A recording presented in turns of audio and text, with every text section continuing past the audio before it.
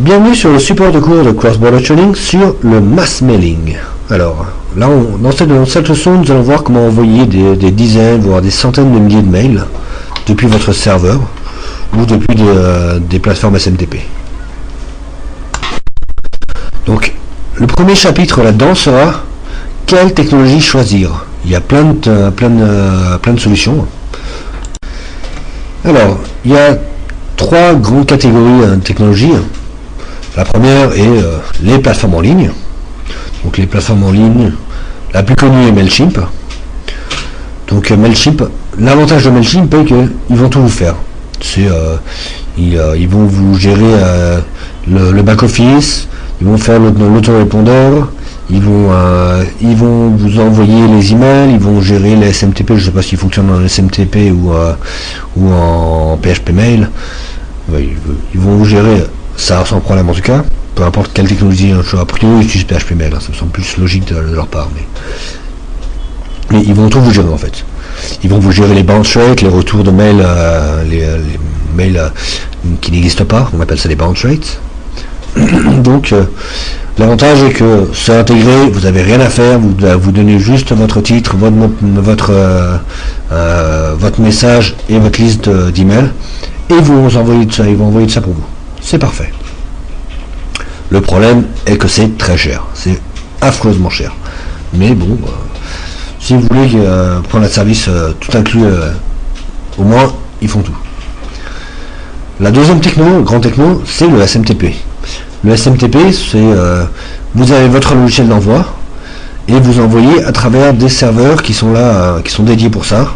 Vous avez différents providers qui vous permettent d'utiliser leur service pour envoyer des emails. C'est eux qui ensuite gèrent la délivrabilité, qui se démerdent pour avoir une délivrabilité correcte. Donc vous gérez que le mail, que l'outil qui administre le mail pour mettre le titre le titre plus le corps du mail. La troisième grande technologie, c'est PHP Mail. Donc vous avez votre serveur, normalement un serveur dédié. N'utilisez pas ça sur un serveur mutualisé car vous allez vous faire dégager très très vite. Mais sur un serveur dédié, oui, vous pouvez envoyer des emails.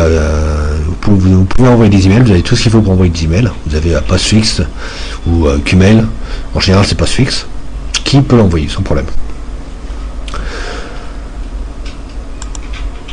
Donc, Mailchimp, délivrabilité d'à peu près 90%, mais c'est vrai que c'est très cher. Hein. Donc là, c'est à peu près 8000 RMB pour 300 000 mails. Et 8000 RMB, c'est à peu près 1000 euros. 1000 euros pour envoyer 300 000 mails. Sachant que Mailchimp, ils vous disent, vous avez une délivrabilité de 80, enfin vous avez une très bonne délivrabilité, sauf que c'est à condition que votre mail ne soit pas trop commercial.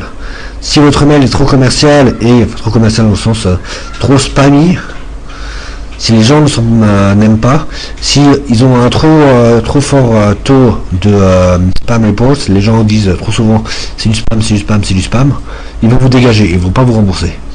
Ça c'est le problème. Et ils le font assez souvent, je vous le dis. Ils le font très souvent. Donc vous pouvez tester, mais c'est quand même un risque très élevé de perdre la mise. Les plateformes SMTP, la délivrabilité est en général moins bonne, c'est moins cher, c'est de l'ordre de là pour SMTP to go, c'est à peu près 200 euros par mois pour envoyer 300 000 mails, 200 euros. La délivrabilité n'est pas aussi bonne que Mailchimp et ils peuvent aussi vous dégager. Mandrill, dans la gamme SMTP, ce sont de loin les moins chers. Mandrill sont de très loin les moins chers. Ils sont à simplement, c'est à quel prix encore ils sont à 20 centimes de $, pour 1000 emails. Sauf qu'ils vous dégagent également très vite. Je connais plusieurs clients qui se sont fait dégager de Mandrill parce que ils vendaient du parfum, parce qu'ils vendaient des produits qui étaient clairement du spam. des emails non sollicités, et donc ils se font dégager au bout de 10 000, 20 000 mails, et ils ne récupèrent pas la somme. Ce qui est quand même dangereux. L'autre truc, c'est que vous pouvez avoir votre propre adresse IP. C'est bien, mais l'adresse IP coûte quand même assez cher. À 29 $ l'adresse IP. Mais bon, en soi, 100 000 emails, pour 300 000 emails, sinon ça coûte que 40 euros. 300 000 emails, 40 euros, ça reste un tarif très abordable. C'est vraiment très abordable. Mais il faut vraiment que les emails soient qualifiés. Si vous envoyez des emails tout venant, vous allez vous faire dégager. Et vous ne serez pas remboursé. Sinon, l'autre technologie, je parlais de PHP Mail, vous avez votre propre serveur dédié et vous envoyez. La délivrabilité est de entre 0 et 99. Pourquoi 0 ? Si vous achetez un serveur dédié et que juste avant vous avez un gros spammer qui a mitraillé avec son adresse IP, eh bien la délivrabilité va être pourrie parce que vous avez un gros spammer qui a mitraillé juste avant. 99, si vous avez une adresse IP fraîche que personne n'a utilisée auparavant, vous allez avoir une très bonne délivrabilité. Après, bon, avec un serveur dédié, il y a quand même plus, d'éléments techniques à prendre en compte. Il faut vous y connaître un peu plus, mais ça reste, pour moi, c'est la solution qu'il faut prendre en compte, qu'il faut utiliser. Votre provider, votre fournisseur de serveurs dédiés, que ce soit OVH, Dailybox, GoDaddy, Gandhi, ils ont tous des politiques de spam différentes, mais ils peuvent vous bloquer le port 25 s'ils jugent que vous faites vraiment trop de spam. Alors, je vais rentrer dans le détail de chacun d'eux. Donc GoDaddy, il est moins cher qu'une plateforme SMTP, mais il bloque très facilement les serveurs en cas de plainte. Et le problème de GoDaddy, c'est que il bloque pas le port 25, il coupe le serveur. Et là, couper un serveur, vous perdez tout. Donc GoDaddy, même si c'est le leader mondial, oui, pourquoi je parle de GoDaddy ? Parce que c'est comme le leader mondial. Hein. C'est le numéro 1. Mais pour moi, ce sont des gros porcs qui sabrent à coups de tronçonneuse dès qu'il voit trop d'emails. Et donc, ne prenez pas GoDaddy pour envoyer de l'emailing. Si vous voulez héberger votre site dessus, ok. Mais si vous hébergez votre site, surtout ne faites pas l'emailing parce qu'ils vont y aller à la tronçonneuse, ils vont tout vous couper. Pas simplement l'emailing, mais votre site et tout. C'est quand même gênant. Alors, OVH, c'est qui me suffit ou So You Start. C'est trois fois les mêmes. OVH, vous voyez là, j'ai mis une espèce de grande étoile bleue dans le fond. L'étoile bleue, ça veut dire c'est ce que je préconise. Donc OVH est la solution que je préconise, la solution que j'utilise. Donc j'ai envoyé plusieurs millions d'emails avec OVH. Je n'ai pas eu de problème, mais il faut savoir bien le faire. Si vous envoyez 100 000 emails avec une seule IP, vous allez le faire dégager. Mais si vous répartissez ça bien proprement, vous n'aurez pas de problème. Donc OVH, je sais qu'OVH, les prix peuvent varier énormément. Donc à l'instant T, là où je vous parle, les prix, on les trouve sur Kimsofi, là par exemple, on les trouve à 14 euros. Les prix varient vraiment énormément chez OVH. Donc oui, là on le trouve à 4,99 sans la TVA. Donc il faudra acheter la TVA, c'est la TVA française. Donc oui, ce sont les bons prix, mais ils peuvent vous bloquer le port 25. La politique de OVH est de bloquer le port 25 s'ils reçoivent plus de 100 spam reports, rapport de spam, ce qui représente environ entre 10 000 et 30 000 emails par IP. Donc ils vont vous bloquer. Si vous envoyez trop d'emails, ils vont vous bloquer. Mais si vous répartissez ça en différentes IP, il n'y a pas de problème. Moi, ils ne m'ont jamais bloqué. Un deuxième fournisseur qui est très bien, je connais quelqu'un qui envoie des millions d'emails tous les mois via Dailybox et il n'a aucun problème et il en est ravi. Et donc Dailybox Online, Dailybox était racheté par Online en fait, donc c'est Online maintenant, mais bon, si vous tapez dailybox.fr, vous serez redirigé dessus. Donc Dailybox est très bien, ils ont des serveurs qui coûtent vraiment pas grand chose, c'est le même prix là, à 14,99, vous avez quelque chose de très correct. Et donc vous pouvez prendre Online, qui est une solution très correcte aussi. Alors, vous voyez encore l'étoile, la grosse étoile, ça veut dire que tous les slides qui n'ont pas l'étoile, c'est ce que je vous raconte dessus, c'est que c'est intéressant, mais si vous voulez aller au plus juste, ne passez que sur les slides comme les étoiles. Comme ça au moins, c'est les informations que je vous recommande. Donc là, ce que je vous recommande, ce que je vous préconise, c'est avoir plusieurs IP, avoir une trentaine, une soixantaine, voire si vous voulez y aller à la grande, vous prenez 250 IP. Et sur chacune des IP, vous n'envoyez que 1000 emails maximum par jour. Parce que quand vous envoyez 1000 emails, à partir de 1000 emails, vous commencez à être filtré par les premiers filtres anti-spam. Après 5000 emails, vous avez envoyé 5000 emails, c'est vite fait, 5000, très très vite fait. 5000 emails, vous commencez à être banni partout. Donc, si vous avez 300 000 emails à envoyer, bien, oubliez envoyer 300 000 emails avec une seule adresse IP, ça passera pas. Impossible. À partir de 5000, vous êtes banni partout. Donc 300 000, non.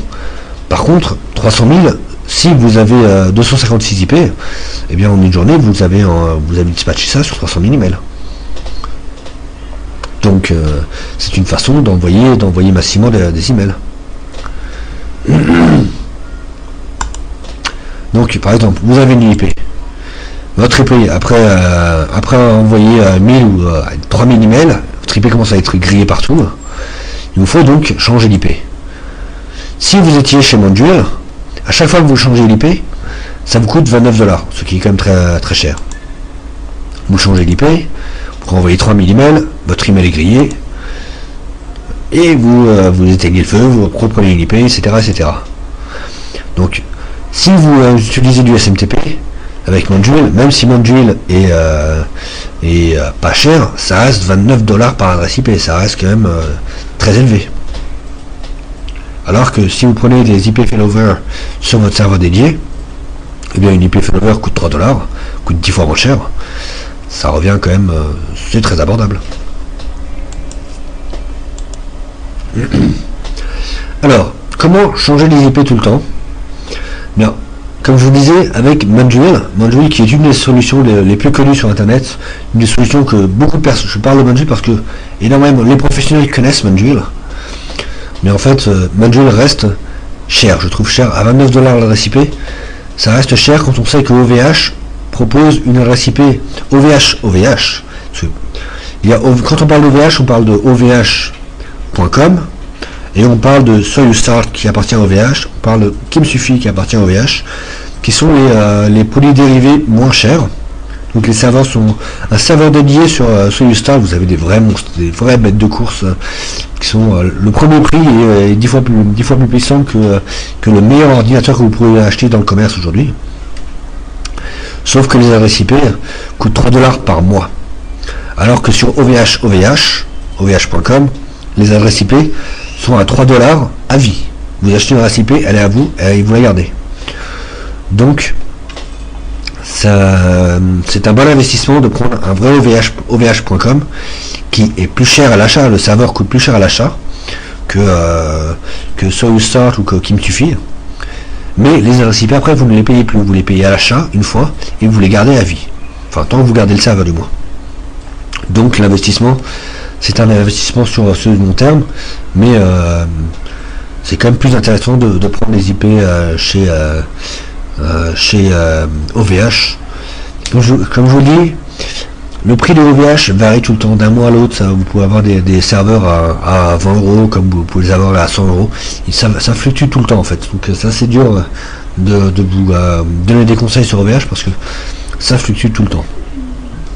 Mais les adresses IP sur OVH.com ne sont qu'à 3$ par mois, alors que sur SoyouStart et que sur KimSufi et sur Dailybox, elles sont à 3$ par mois, à renouveler tous les mois. Alors, changer automatiquement l'adresse IP si vous avez votre serveur dédié, c'est faisable, hein, mais c'est très compliqué si vous n'utilisez pas la dernière version de CentOS 7 sur Plesk 12. La plupart des serveurs dédiés en ligne utilisent la version de 2007 de CentOS, qui est CentOS 6. Et faire ça sur CentOS 6, franchement, je ne recommande pas. C'est extrêmement compliqué. Alors que sur CentOS 7, c'est vraiment 4-5 clics de souris, c'est terminé.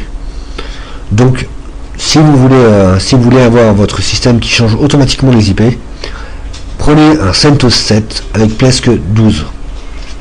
Après, c'est presque un jeu d'enfant. Donc, comment faut faire ça? Donc là, encore une étoile, donc c'est ce que nous avons, nous. Nous avons OVH, donc il vous faut prendre des IP failover chez OVH, ou chez Digibox, ou chez SoyuzSat, ou chez Qui me suffit, hein. Après c'est une question de budget.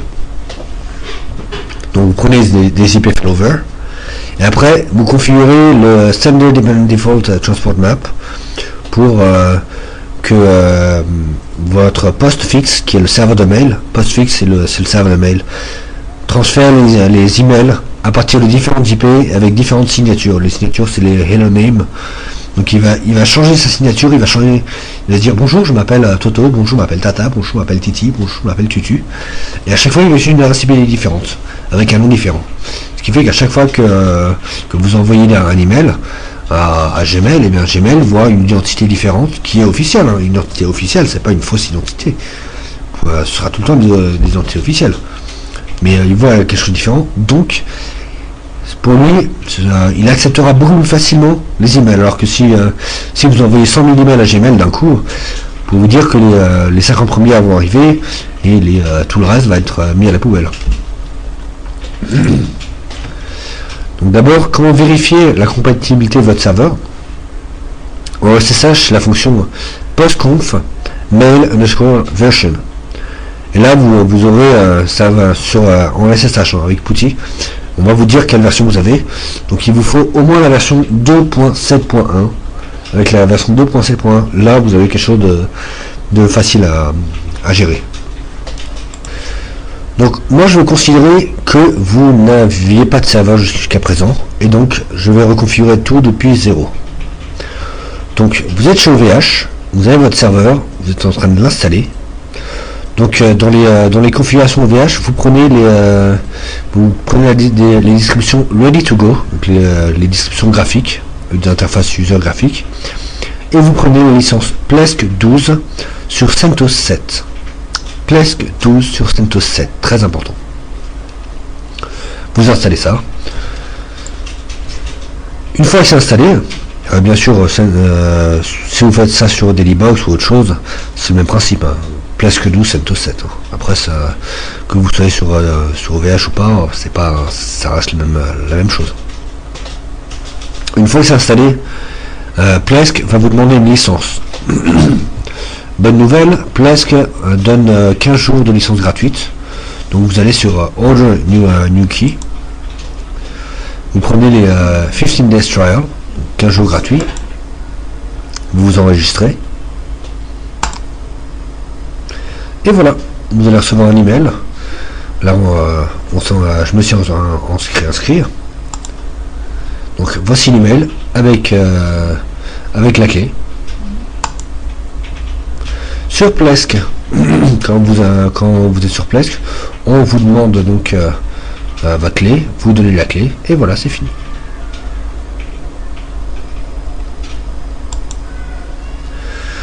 Donc vous voilà maintenant sur Plesk avec une clé activée. Maintenant, il faut continuer, hein. Il faut installer les IP.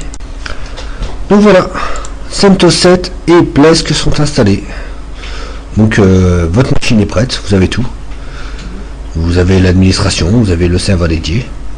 Il n'y a plus qu'à acheter les adresses IP failover chez OVH. Donc vous vous connectez à OVH. Maintenant vous êtes sur OVH, vous allez sur IP, puis Order Additional IPs pour commander les nouvelles IP. Donc là, vous sélectionnez le serveur en question. Ça, c'est mon serveur. Vous sélectionnez 32 IP. C'est très bien, 32.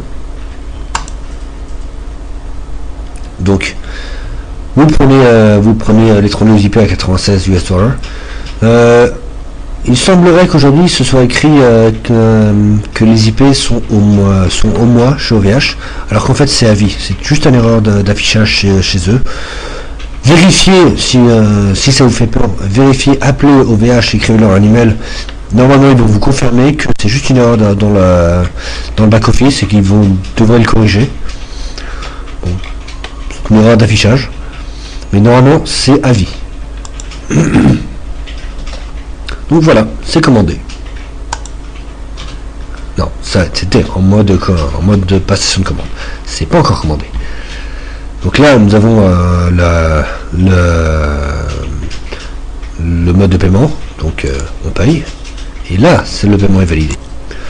Donc voilà, vous avez acheté vos IP failover. Plus qu'à attendre que les techniciens de OVH installent le rack d'IP, les 32 IP. En général, ça prend moins d'une demi-heure. C'est très rapide. Donc allez vous prendre un café. Et voilà, une demi-heure plus tard, vous avez votre email avec votre rack d'IP qui est installé. Donc vous allez dans Plesk, vous allez dans serveur, IP, add IP address, et là vous allez ajouter les IP. Vous vous rappelez, dans l'email il y avait l'email /27. Donc si ça fonctionne comme ça, normalement ça devrait fonctionner, hein. C'est ce que préconise Plesk. Donc en mettant l'adresse IP /27, ça devrait fonctionner. Chez moi, ça n'a pas fonctionné. Bon, c'est triste. Dans ce cas-là, il faut les installer une par une. C'est pas grave. Hein. Chez vous, ça va peut-être marcher. Vous avez peut-être une version vous aurez sans doute une version plus évoluée entre le moment où j'ai installé ça et vous. Donc ça devrait marcher. Si ça marche pas, vous les installez comme moi, une par une. C'est chiant, mais ça se fait. Donc voilà, là j'ai la liste de toutes les adresses IP qui ont été installées une par une. Alors, si vous n'utilisez pas Plesk, si vous utilisez un autre système mais que vous êtes quand même sur CentOS 7, vous pouvez sur docs.ovhca.en.guidenetworkbridging.html. Oui, je sais, ici c'est OVH Canada. Je vous rappelle qu'on est en Chine, hein, on n'est pas en France. Donc je suis naturellement redirigé sur OVH Canada et non pas sur OVH France. Vous allez sans doute avoir la version française. Enfin, Canada c'est aussi français après tout. Alors, petit conseil. Conseil très important. Si vous avez...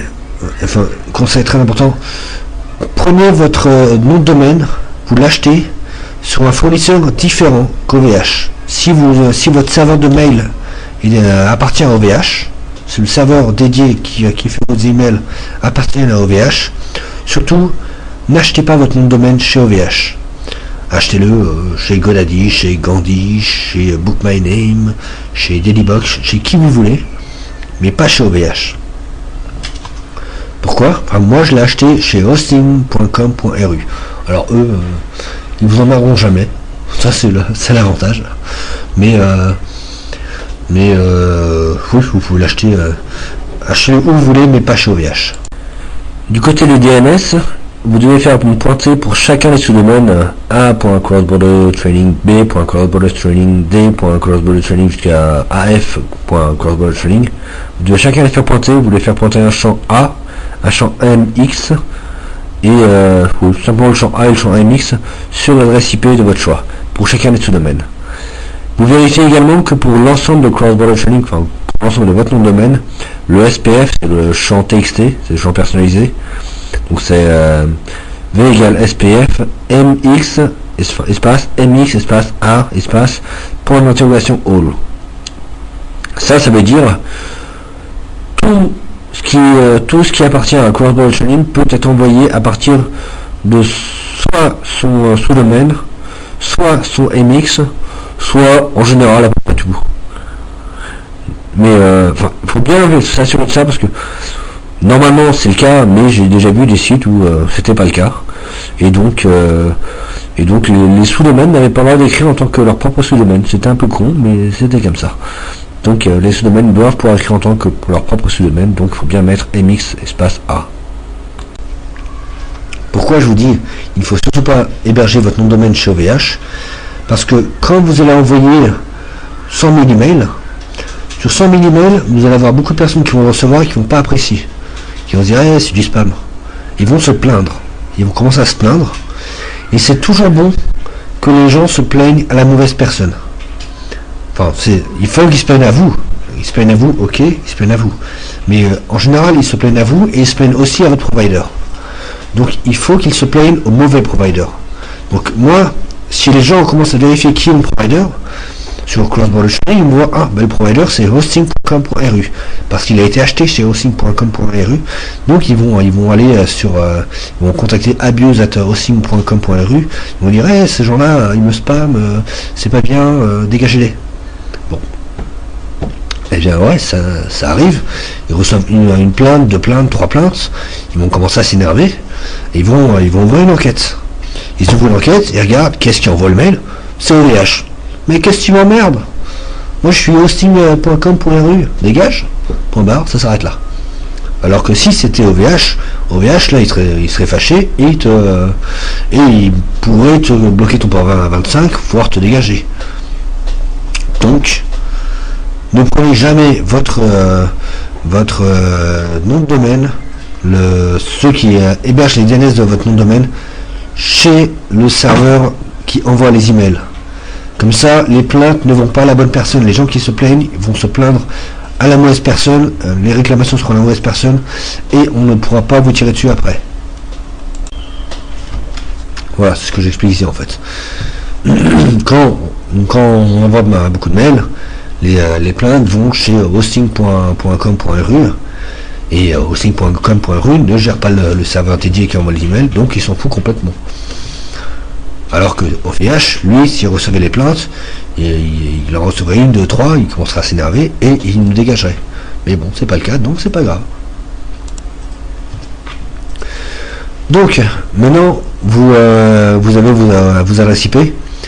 Il vous faut mettre les reverse DNS. Il faut attribuer une reverse DNS à chacune de vos IP.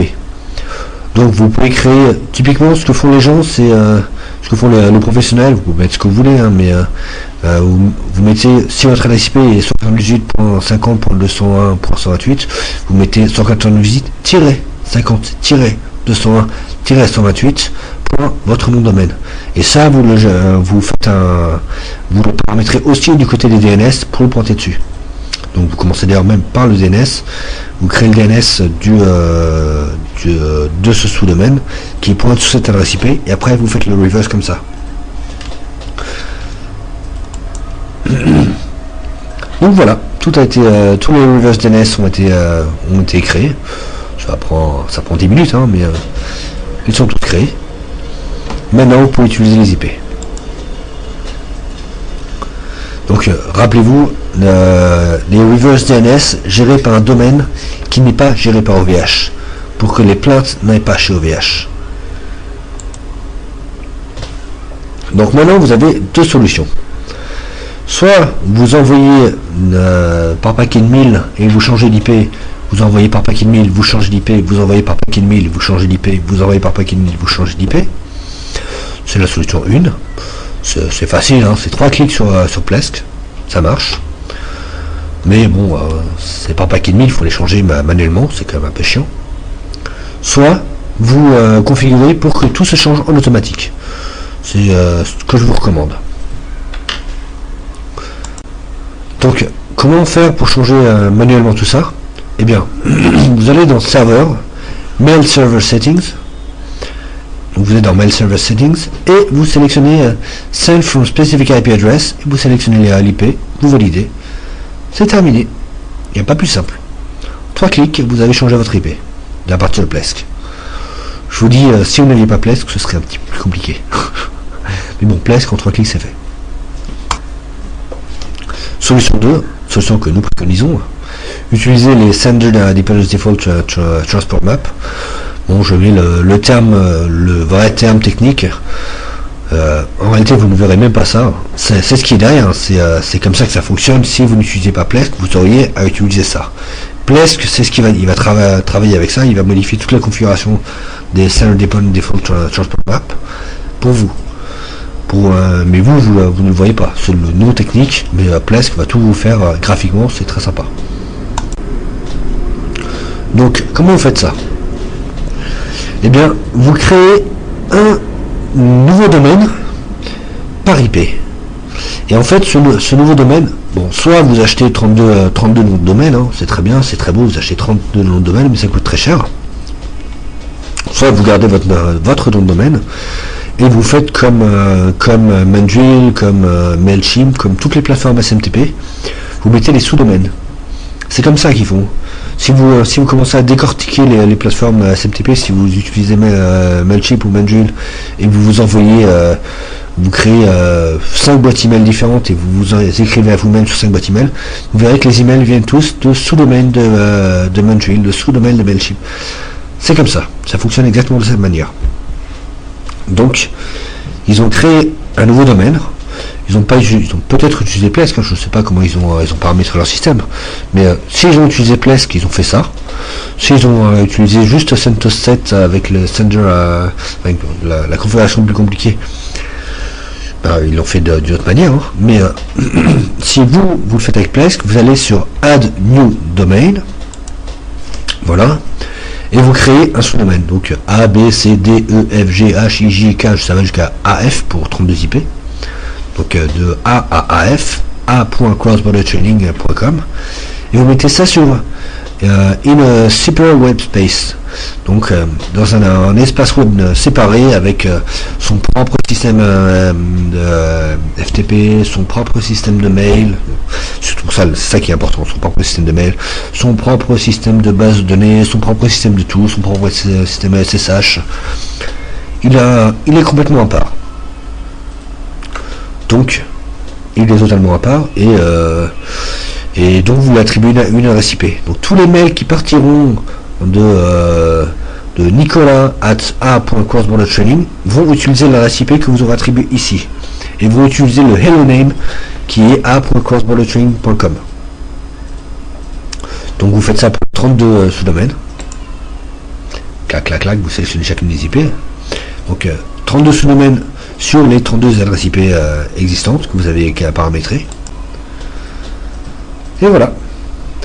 Donc maintenant que vous avez vos 32 noms de domaine avec 32 espaces web différents sur 32 adresses IP différents, vous allez dans Serveur, puis Mail Server Setting. Et là, vous n'utilisez plus le Send from the Specific IP Address, mais vous utilisez le Send from Domain IP and Use Domain Name in SMTP Greeting. Vous n'utilisez pas le simple Send from Domain IP Address parce qu'il ne changera pas le Hello Name. Or, il vous faut changer le Hello Name pour que ce soit vraiment complètement différent. En changeant le Hello Name, vous changez aussi sa signature. Parce que quand vous allez écrire un mail, quand vous écrivez un mail via Gmail, vous tapez juste le titre et le corps. Hein.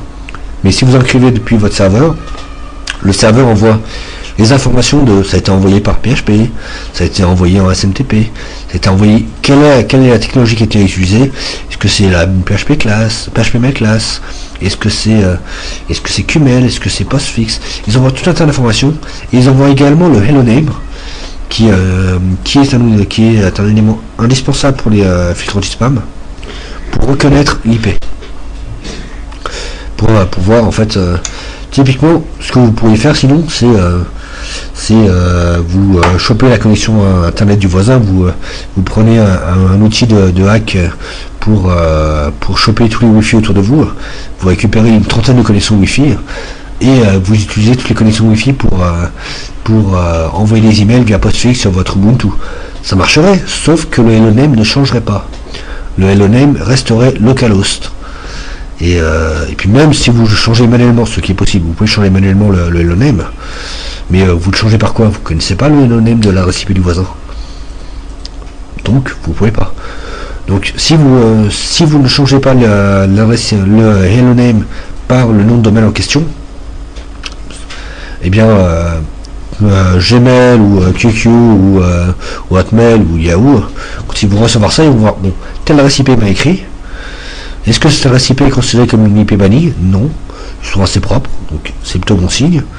Est-ce que la signature correspond à l'IP? Ah, c'est localhost. Localhost, ça pue. Et là, tu vas passer ton email aura beaucoup plus de chances de passer en spam. Si c'est si le hello name existe, mais c'est pas la bonne adresse IP, alors là, c'est encore plus mauvais. Oula, usurpation d'identité. Poum. Ça passe encore plus vite dans les spams. Donc il faut absolument prendre le SMTP Greetings pour qu'il change à la fois l'IP et le hello name. Une chose que qui n'est pas fait si vous changez uniquement l'IP d'ailleurs. Si vous changez uniquement l'IP, il faut que vous changiez aussi la configuration du fichier /etc/postfix/ main.cfp, et dedans vous allez avoir le mylocalhost égal et le hello name. Vous allez devoir le changer comme ça manuellement à chaque fois, ce qui est hyper compliqué. C'est pourquoi je vous recommande fortement de changer automatiquement les IP et les hello name de cette manière. C'est quand même beaucoup plus simple, vous simplifierez la vie, donc faites ça comme ça.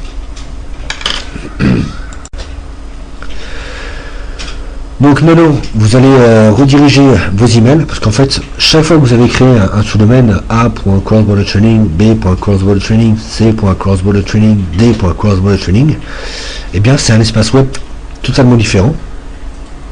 Et donc les emails en retour, quand les gens vous répondent, ils vont vous répondre sur des messageries différentes.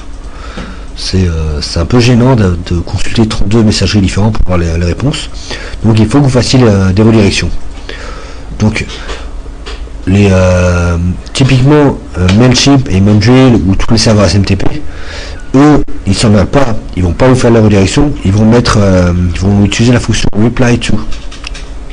Donc quand ils écrivent de la part de a27041.mandrillapps.com, eh bien quand ils écrivent de la part de cet utilisateur, si vous cliquez sur répondre, ça ne répondra pas à cet utilisateur parce qu'ils ont injecté dans l'email la balise reply to, et donc vous allez répondre au vrai expéditeur. Donc c'est bien, sauf que les filtres anti-spam, quand ils voient un reply to, bien qui utilise reply to en règle générale, c'est les spammers. C'est pas il n'y a que les spammers qui utilisent ça. Donc moi je vous recommande plus de faire des vraies redirections propres que d'utiliser du reply to, parce que sinon d'un coup vous allez monter en grade dans le spam possible. C'est potentiellement un spam. Donc faites la redirection. Donc voilà, vous êtes sur mail. Vous créez votre compte mail alban@a.crossbordertraining.com, puis vous allez dans forward et vous transférez ça sur le vrai alban@crossbordertraining qui est mon adresse email. Donc là j'ai redirigé ça sur mon adresse email à moi. Donc dès que quelqu'un répondra à mes emails, si je l'ai écrit de la part de alban@a.crossbordertraining.com, les gens vont répondre à ça, ce sera redirigé automatiquement sur alban@crossbordertraining.com.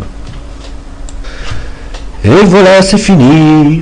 Donc maintenant, à chaque fois que vous allez envoyer un email, si vous l'envoyez, à chaque fois que vous allez envoyer un email, il faut qu'il soit changé automatiquement en alban@a.crossbordertraining.com, alban@b.crossbordertraining.com, alban@c.crossbordertraining.com. Bien sûr, vous appelez Nicolas et votre site internet c'est usineaparis.com. Ça va être nicolas@a.usineaparis.com, nicolas@b.usineaparis.com, nicolas.c.usineaparis.com. Bien sûr, c'est changé automatiquement. Donc il faut que ça change automatiquement. Et le fait que vous changez l'email d'expédition automatiquement, le serveur de mail va automatiquement comprendre qu'il doit passer par, il va être routé par telle ou telle adresse IP, et avec tel ou tel hello name, c'est-à-dire telle ou telle signature électronique.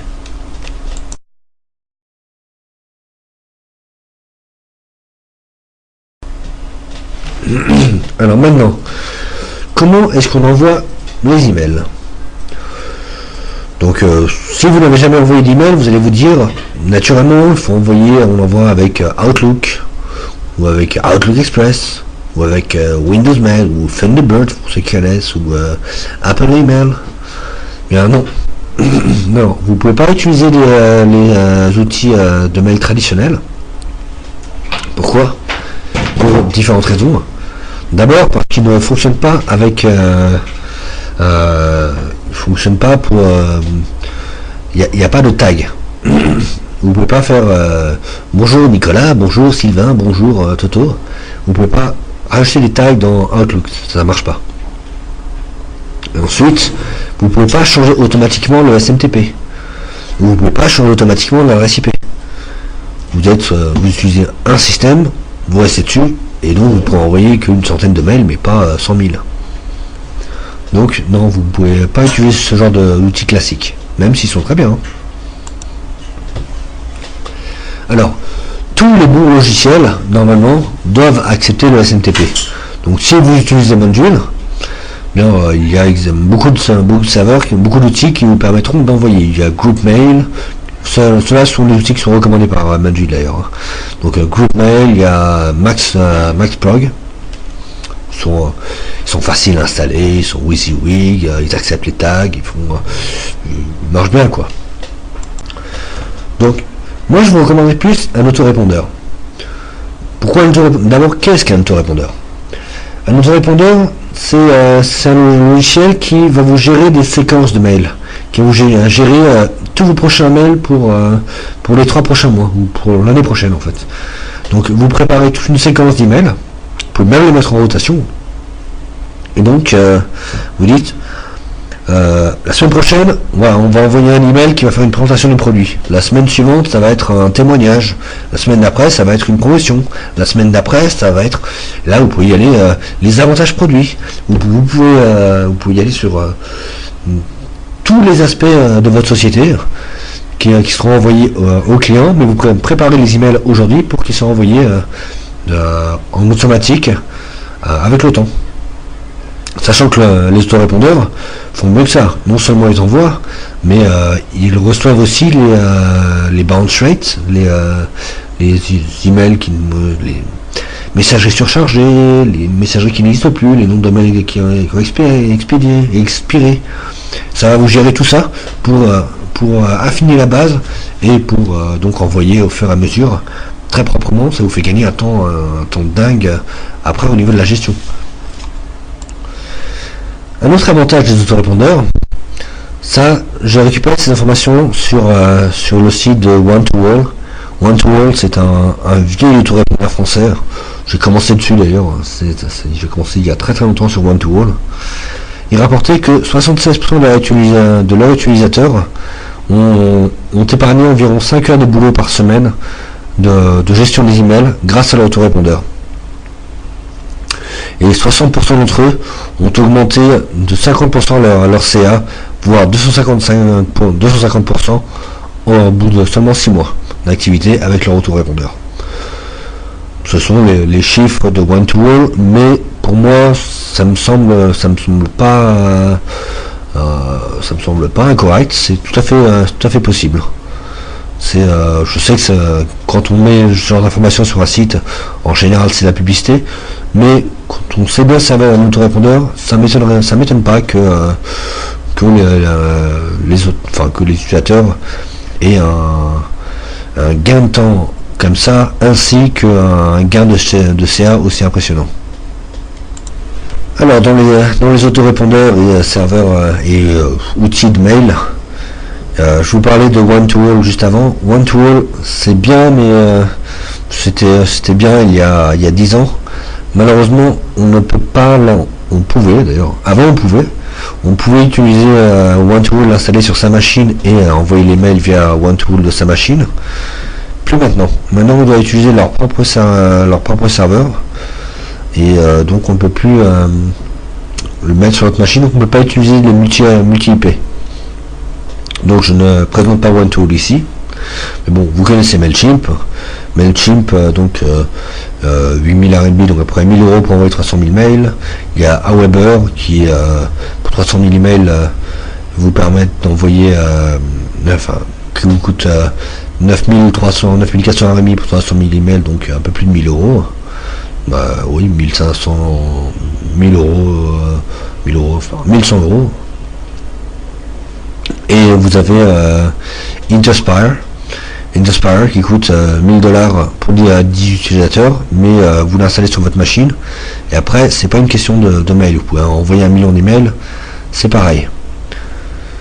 Donc, je vous parle d'Interspire parce que je vais vous donner des accès dessus. Je vais vous envoyer, je vais vous donner plus tard les cracks du logiciel, donc vous pourrez l'installer directement.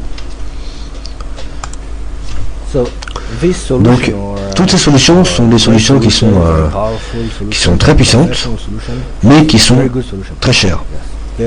Donc, je ne vais pas vous préconiser d'aller sur des solutions qui vous coûtent très très cher.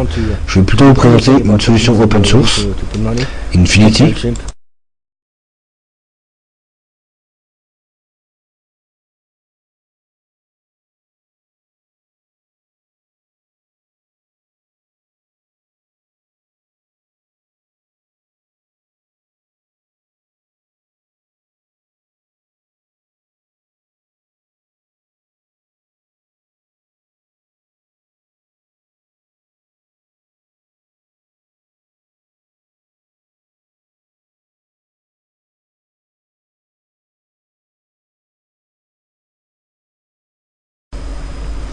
Donc voilà, une solution qui marche très bien, un autorépondeur open source, Infinity, qui a été créé, ils ont commencé le projet en 2002, donc aujourd'hui ça a 12 ans, c'est un vieux projet qui marche bien.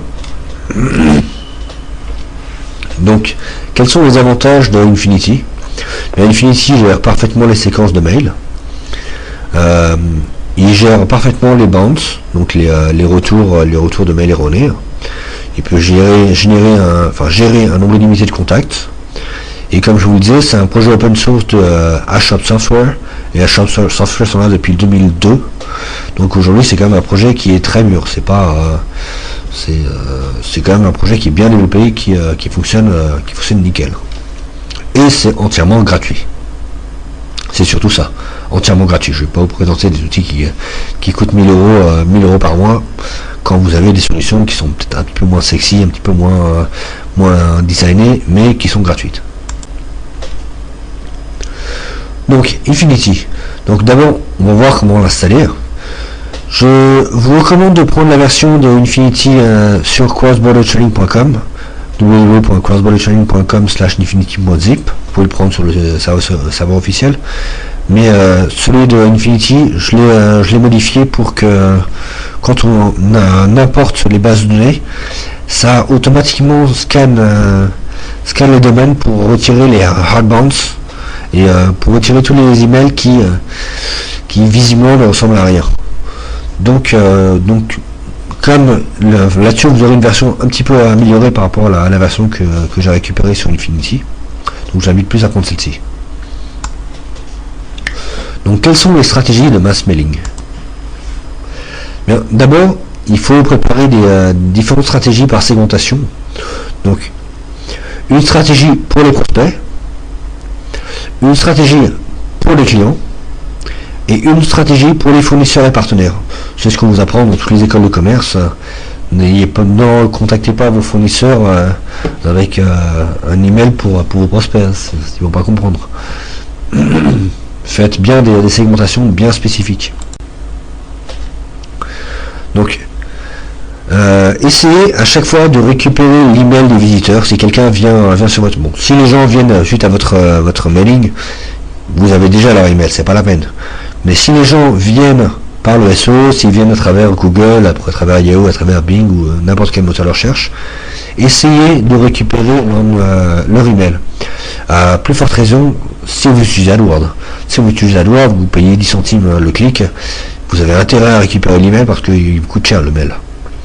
Donc comment récupérer l'email? Offrez un e-book, offrez une vidéo de formation pour pouvoir consulter la vidéo de formation. Typiquement pour nous ça pourrait bien correspondre. Pour une formation, pour une vidéo de formation, laissez-nous votre email. Proposez de s'inscrire à un club privé, un devis gratuit, un diagnostic gratuit. Trouvez n'importe quelle formule qui permet d'attirer l'email, d'aspirer les fins, que l'internaute laisse son email. Alors typiquement comme segmentation comportementale, on pense à un internaute. Si vous avez son adresse email, vous avez tracé son adresse email, un internaute vient sur votre site, il consulte les chaussures Nike, il se balade un peu partout, il revient sur les chaussures Nike, il se balade un peu partout, il revient sur les chaussures Nike, il se balade partout, il revient sur les chaussures Nike. On sait qu'il est intéressé par les chaussures Nike. Il est venu 4 fois, 5 fois, bon, il est intéressé par ce produit. Une semaine plus tard, il faut lui envoyer un email lui disant « Vous avez une promotion sur les chaussures Nike ?» Que c'est étonnant. Et donc là, vous avez beaucoup plus de chances qu'il achète ses chaussures Nike si vous lui donnez 5% de promotion. Alors, au niveau de séquençage, comme je vous disais, avec un autorépondeur, vous pouvez faire des séquences. Donc, vous pouvez typiquement faire une présentation, vous envoyez une première présentation du produit, puis 10 jours plus tard, vous envoyez une vidéo de démonstration, puis 10 jours plus tard, vous envoyez une promotion, puis 5 jours plus tard, vous envoyez, attention, c'est la fin de la promotion dans 2 jours, puis 10 jours plus tard, vous envoyez les avantages par rapport aux concurrents. Pourquoi est-ce qu'il faut passer par vous et non pas par vos concurrents? Puis après vous faites un témoignage, j'ai adoré ce produit, il est génial, il est blablabla. Puis après vous envoyez une guide d'installation et à la limite vous retournez au début et vous faites tourner ça en boucle. N'oubliez pas qu'entre chaque étape, le coup de téléphone c'est aussi très efficace. Si vous voyez qu'un internaute à la vidéo de démonstration, quand on regarde la vidéo de démonstration, la regarde 3 fois de suite, il reste là, enfin s'il est devant la vidéo quoi, tout simplement, vous lui passez un coup de téléphone, alors qu'est-ce qui vous intéresse exactement, et vous jouez au commercial, comme si vous étiez dans un magasin de chaussures. Dans un magasin de chaussures, quand quelqu'un rentre dans la boutique, eh bien vous avez tout de suite un vendeur qui vient, qui commence à voir avec lui ce dont il a besoin. Et quand vous avez quelqu'un qui va sur le site, vous savez qu'il est sur le site à l'instant T, eh bien vous prenez votre téléphone et vous l'appelez. Alors voyons les techniques pour éviter les filtres anti-spam. Alors pour éviter les filtres anti-spam, d'abord il faut utiliser les plateformes de blacklist, comme ici. Nous avons toute une série de plateformes qui permettent de voir si vous êtes blacklisté. Donc vous allez sur MX Tools, vous lancez votre nom de domaine, vous vérifiez, bon, vous n'êtes pas banni, c'est parfait. Donc là vous avez une liste d'une 50aine de plateformes qui sont là pour vous dire si un site est banni ou pas. Ce sont des plateformes spécialisées dans le bannissage de serveurs mail. Et bien en fait, vous récupérez la liste de ces plateformes, vous vérifiez leur adresse IP, et après il suffira de vérifier si les emails que vous envoyez pointent vers eux. Si les emails pointent vers eux, vous évitez de les contacter quoi. Ces gens-là, ils sont spécialisés pour détruire les spammers. Donc vous êtes un spammer, vous allez éviter de bonjour, j'ai envie de me faire taper dessus. Non, vous ne leur écrivez pas. Règle numéro 1, ces gens-là, il faut surtout pas leur écrire. Alors, autre règle très importante, ça peut vous faire rire, les gens qui ont déjà fait de l'emailing se disent mais non, ils peuvent pas faire ça. Merci, il y a des gens qui font ça. Il y a des gens qui envoient des emails de la part de Gmail ou de la part de QQ, de la part de Yahoo avec leur serveur mail. Oui, c'est ridicule.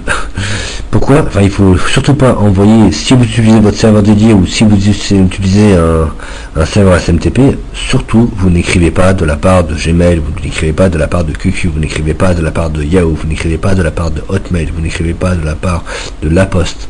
Vous écrivez de la part de vous-même, votre nom de domaine. Pourquoi?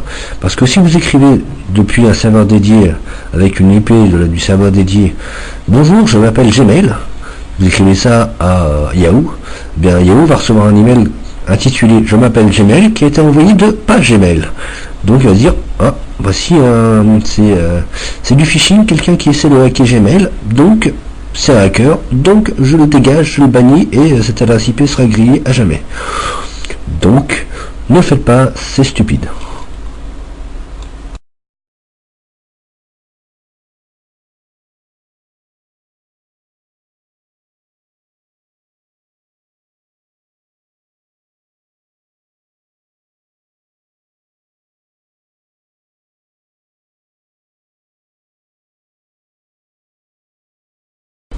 Alors, si vous utilisez un serveur SMTP comme Mandrill, il va falloir que vous changiez les SPF. Donc, le SPF c'est un peu compliqué. Je vous invite à utiliser un outil comme spfwizard.net, comme ici, qui vous fera ça très bien. Après, vous avez juste à copier-coller les SPF dans votre gestionnaire de DNS et ça fonctionnera. En règle générale, ce qu'il faut retenir, c'est que dans le SPF, il faut que vous gardiez les MX et les A. Il faut qu'il y ait le champ MX et A qui ait le droit d'écrire. Je vous dis ça parce que ça peut sembler stupide, mais il y en a qui copie-collent les configurations que donne Mandrill, et Mandrill s'en fout de vos champs A et de vos champs MX, parce que Mandrill veut écrire de la part de Mandrill, mais votre configuration perso, ils s'en foutent un peu. Donc ils vous proposent une configuration, si vous la copiez-collez telle quelle, bien après vous ne pourrez plus jamais écrire de votre propre messagerie. C'est stupide, mais pourtant il y en a plein qui le font. Donc vous gardez bien MX et vous gardez bien A pour dire Mandrill a le droit d'écrire, mais moi sur ma messagerie j'ai aussi le droit d'écrire. Et le site internet a aussi le droit d'écrire. Autre technique pour savoir si un email est valide, c'est de vérifier son nom de domaine. Typiquement, Alexandra tatata, bon tatata c'est pas possible, mais Alexandra immobilier34.fr. Si immobilier34.fr n'existe pas ou n'existe plus, eh bien Alexandra immobilier34 n'existe pas non plus. Donc il suffit de vérifier si le nom de domaine existe.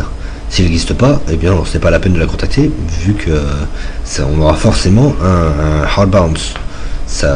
Vu que le domaine n'existe plus, forcément il n'y aura pas d'adresse email. Donc ça sert à rien de la contacter. Donc on peut la retirer directement. Après, il faut vérifier les mots dangereux, les mots comme spam trap, no mail, spam, abuse, policy no reply. Bon. Dès qu'on a un de ces mots dans l'email, il ne faut pas les contacter parce que bon, ce sont soit les spam traps, clairement dit, c'est clairement écrit spam trap, donc il ne faut pas les contacter. Les spam traps, ce sont des faux emails où si on les contacte, on est immédiatement envoyé dans une liste d'emails à bannir. Donc notre IP est grillé. Donc il ne faut pas contacter des spam traps. Il ne faut jamais écrire une spam trap. Et les gens qui font les spam traps, souvent ils mettent spam trap dans l'email pour qu'un humain, quand il voit spam trap à quelque chose, comprenne que c'est une spam trap, alors qu'une machine, lui, va aspirer et on va contacter sans faire attention à ce que c'est. Donc tous ces mots-clés là, il faut faire attention. Ou no reply, ce n'est pas une spam trap, mais c'est une adresse email que personne ne lit.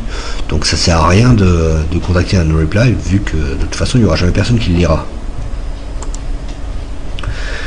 Après, il faut vérifier tous les noms de domaine qui sont non réalistes. Par exemple, un tttt@yahoo.com ou trtrtrtrr@yahoo.com ou même try. On voit tout de suite, à l'œil nu, on voit tout de suite que c'est un faux. Bien, une machine un algorithme peut également détecter si c'est un faux ou pas. Il suffit de vérifier combien de caractères, est-ce qu'il y a combien de caractères différents est-ce qu'il y a devant le arrobase. S'il y a moins de 4 caractères différents, c'est très vraisemblablement c'est un faux. Donc on peut le retirer. Alors, il faut vérifier que tous les domaines utilisés, enfin quand on contacte quelqu'un aussi, on contacte quelqu'un Nicolas@immobilier34.fr, regardons le même exemple. On prend immobilier34.fr, on vérifie son adresse IP. L'adresse IP, je sais pas, 32.64.117.28. Et donc cette adresse IP, on regarde si elle appartient pas à un serveur de spam trap.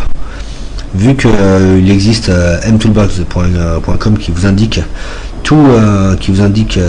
tous les serveurs spam trap, eh bien vous vérifiez que le nom de domaine de la personne à qui vous allez contacter n'appartient pas ou n'est pas relié de manière ou d'une autre à un de ces serveurs. Parce que si vous commencez à contacter des gens qui sont spécialisés dans les spam traps et qui sont spécialisés dans comment tuer les spammers, eh bien je peux vous dire que votre adresse IP va être grillée très vite. Donc il faut vérifier ça et ne surtout pas contacter des experts en tuage de spammers. Sinon vous allez vous faire tuer, c'est normal. Donc vous les retirez quoi.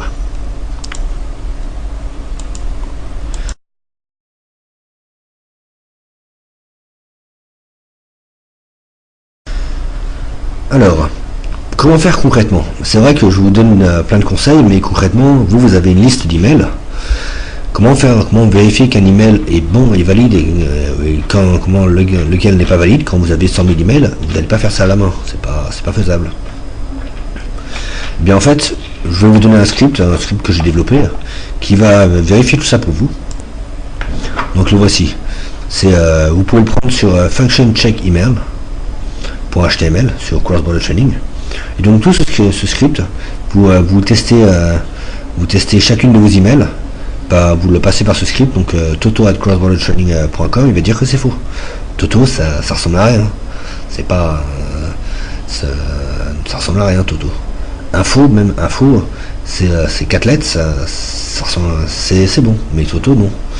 Alex@jhkjhk, le nom de domaine n'existe pas, donc c'est faux. nicolasdupont@yahoo.com, il n'y a rien à dire, ce nom de domaine, cette email adresse a l'air d'être une vraie, donc c'est bon, il accepte. Alban@crossbordertraining.com, rien à dire, ça fonctionne. Abuse@godaddy, il y a le mot abuse, c'est refusé. Spamtrap@godaddy, il y a le mot spamtrap, c'est refusé. Contact@barracudacenter.org, ça a l'air d'être une bonne adresse, mais en fait ça fait partie cette adresse pointe sur un serveur de spam trap. Donc si vous contactez ça, vous êtes sûr de finir blacklisté. Donc ne l'écrivez pas. Pareil pour nicolas@teamseries.org, c'est un serveur de spam trap derrière. Donc si vous écrivez à cette adresse là, vous allez vous faire bannir. Philippe@healthy.com, c'est bon. Donc vous testez chacun de vos emails là-dessus et vous saurez quels sont les bons, quels sont les mauvais. En fait, ce script est déjà intégré par défaut dans la version de Infinity que j'ai mis en ligne. Donc il vous suffit de prendre la version d'Infinity en ligne pour avoir tout ça. Pas besoin de l'exécuter vous-même. Alors après, il faut également vérifier les prénoms quand vous contactez les gens. Typiquement, là, nous avons une fiche sur Alibaba, zhuangfa.en.alibaba.com, contact info. Donc ici, sur cette page de Alibaba, nous avons monsieur Chengli Huang avec un nom de domaine. Donc quand on scanne cette page, on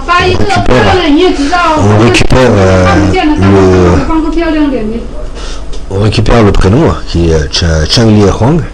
Mais en fait, quand on va récupérer l'email, ce ne sera pas forcément l'email de Chengli Huang, c'est peut-être un de ses collègues, c'est peut-être n'importe qui dans la société. Donc là, comment est-ce qu'on récupère? On suit le nom de domaine qui est zhuangfagem.com.cn. Et donc là, quand on suit le nom de domaine, on voit sylvia@zhuangfagem.com.cn. Et donc, on va faire l'association entre sylvia@zhuangfagem.com.cn avec monsieur Huang. Sauf que si vous contactez Sylvia au nom de Chengli Huang, bien Sylvia va pas être contente parce qu'elle s'appelle pas Chengli Huang, elle s'appelle Sylvia. Donc il faut l'appeler par son vrai prénom qui est Sylvia. Donc comment faire ça? Bien entendu, c'est un script qui va vous vérifier ça. Donc voici le script. Ne vous amusez pas à le recopier, vous allez avoir le lien dans le prochain slide qui vous indique comment récupérer. Mais en fait, ce script va puiser dans un dictionnaire de prénoms, tous les prénoms qui existent, et va vérifier dans votre table Harvester, la table qui vous a permis d'aspirer les noms, les prénoms et les emails, si il n'y a pas un prénom qui se trouve devant l'email, devant l'arrobase, et si c'est le cas, eh bien il faut garder ce prénom et non pas le prénom qui a été aspiré. Donc on prend le dictionnaire des prénoms et on vérifie pour chacun d'eux les emails correspondants ou pas, et pour le corriger en automatique. Donc vous pouvez aller sur crossbordertraining.com/fname ou firstname.sql. Donc là vous allez avoir le dictionnaire de tous les prénoms qui existent. Et après vous utilisez le script firstnamechecker.php.html que vous exécutez, qui va automatiquement scanner toute votre base Harvester pour modifier en cas de mauvais prénom qui se trouvait devant le arrobase. Donc, ne contactez pas Sylvia at quelque chose au nom de Chun-Li. C'est Sylvia. Alors jusqu'à présent, je vous ai montré comment contrôler les emails avant d'envoyer. Comme ça, vous pouvez déjà sabrer une grande partie des mauvais emails. Ce n'est jamais bon de d'envoyer 100 000 emails avec 20 000 bounce rates, 20% de bounce rate. Et pourtant, si vous aspirez des emails à droite et à gauche, vous allez avoir un très grand nombre de bounce rates parce que les emails ne sont plus valides. Je fais un vieux mélange français-anglais. Donc, je vous ai expliqué comment contrôler vos emails avant d'envoyer. Maintenant, eh bien, on va voir comment contrôler après.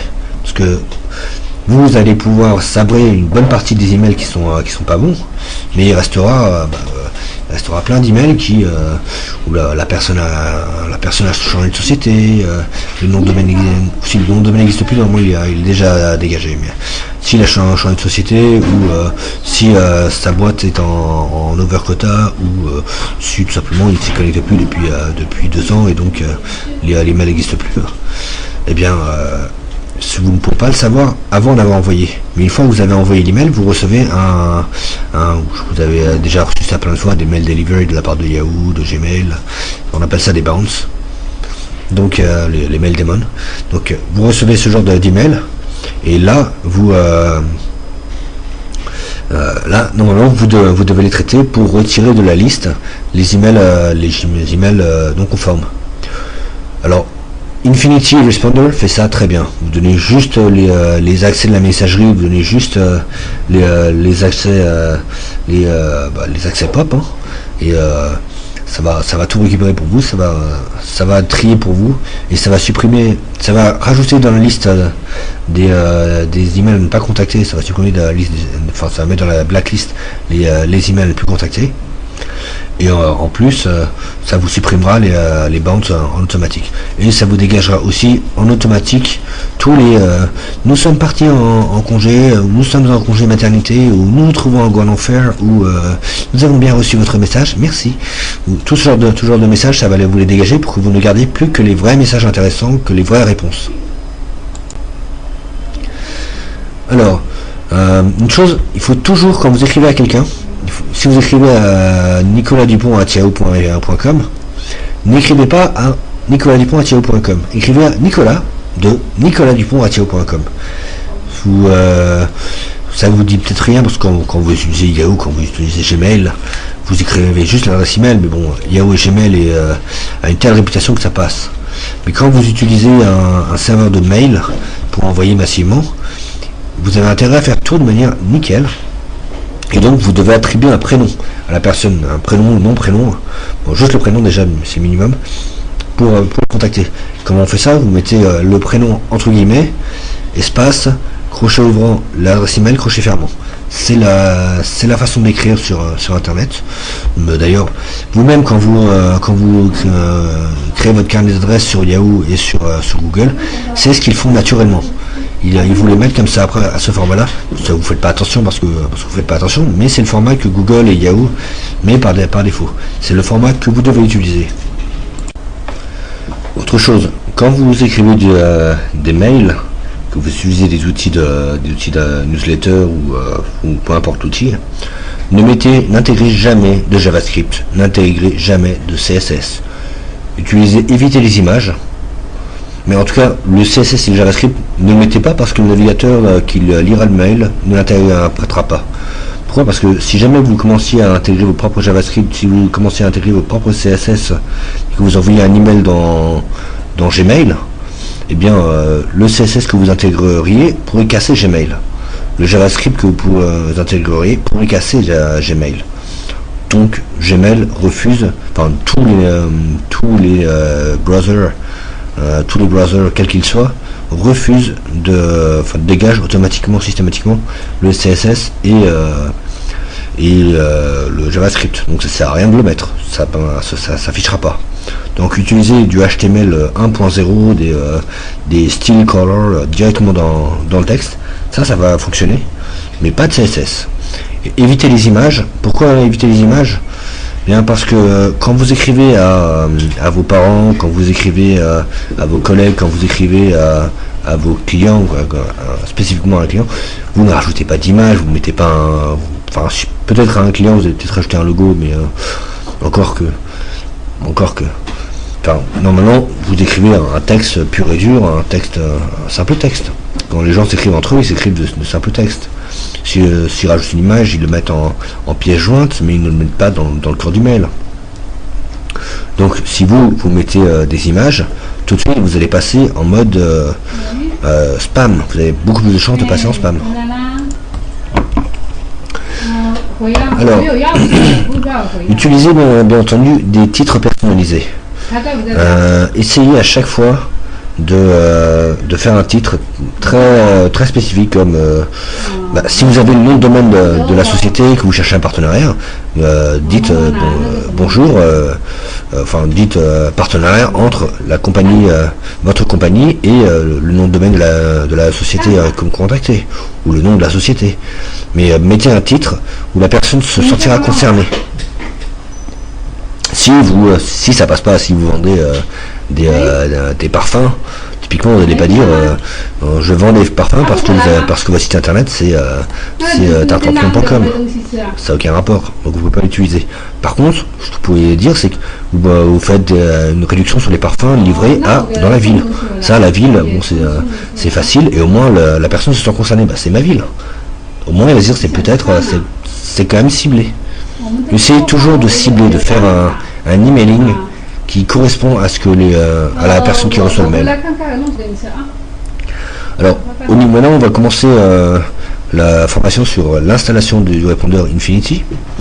Donc, plutôt que de prendre la version officielle de Infinity, je vous invite plus à prendre la version. Vous pouvez prendre la version officielle, il n'y a pas de souci, mais je vous invite plus à prendre celle-ci, parce que dans celle-ci, il y a déjà les scripts de vérification des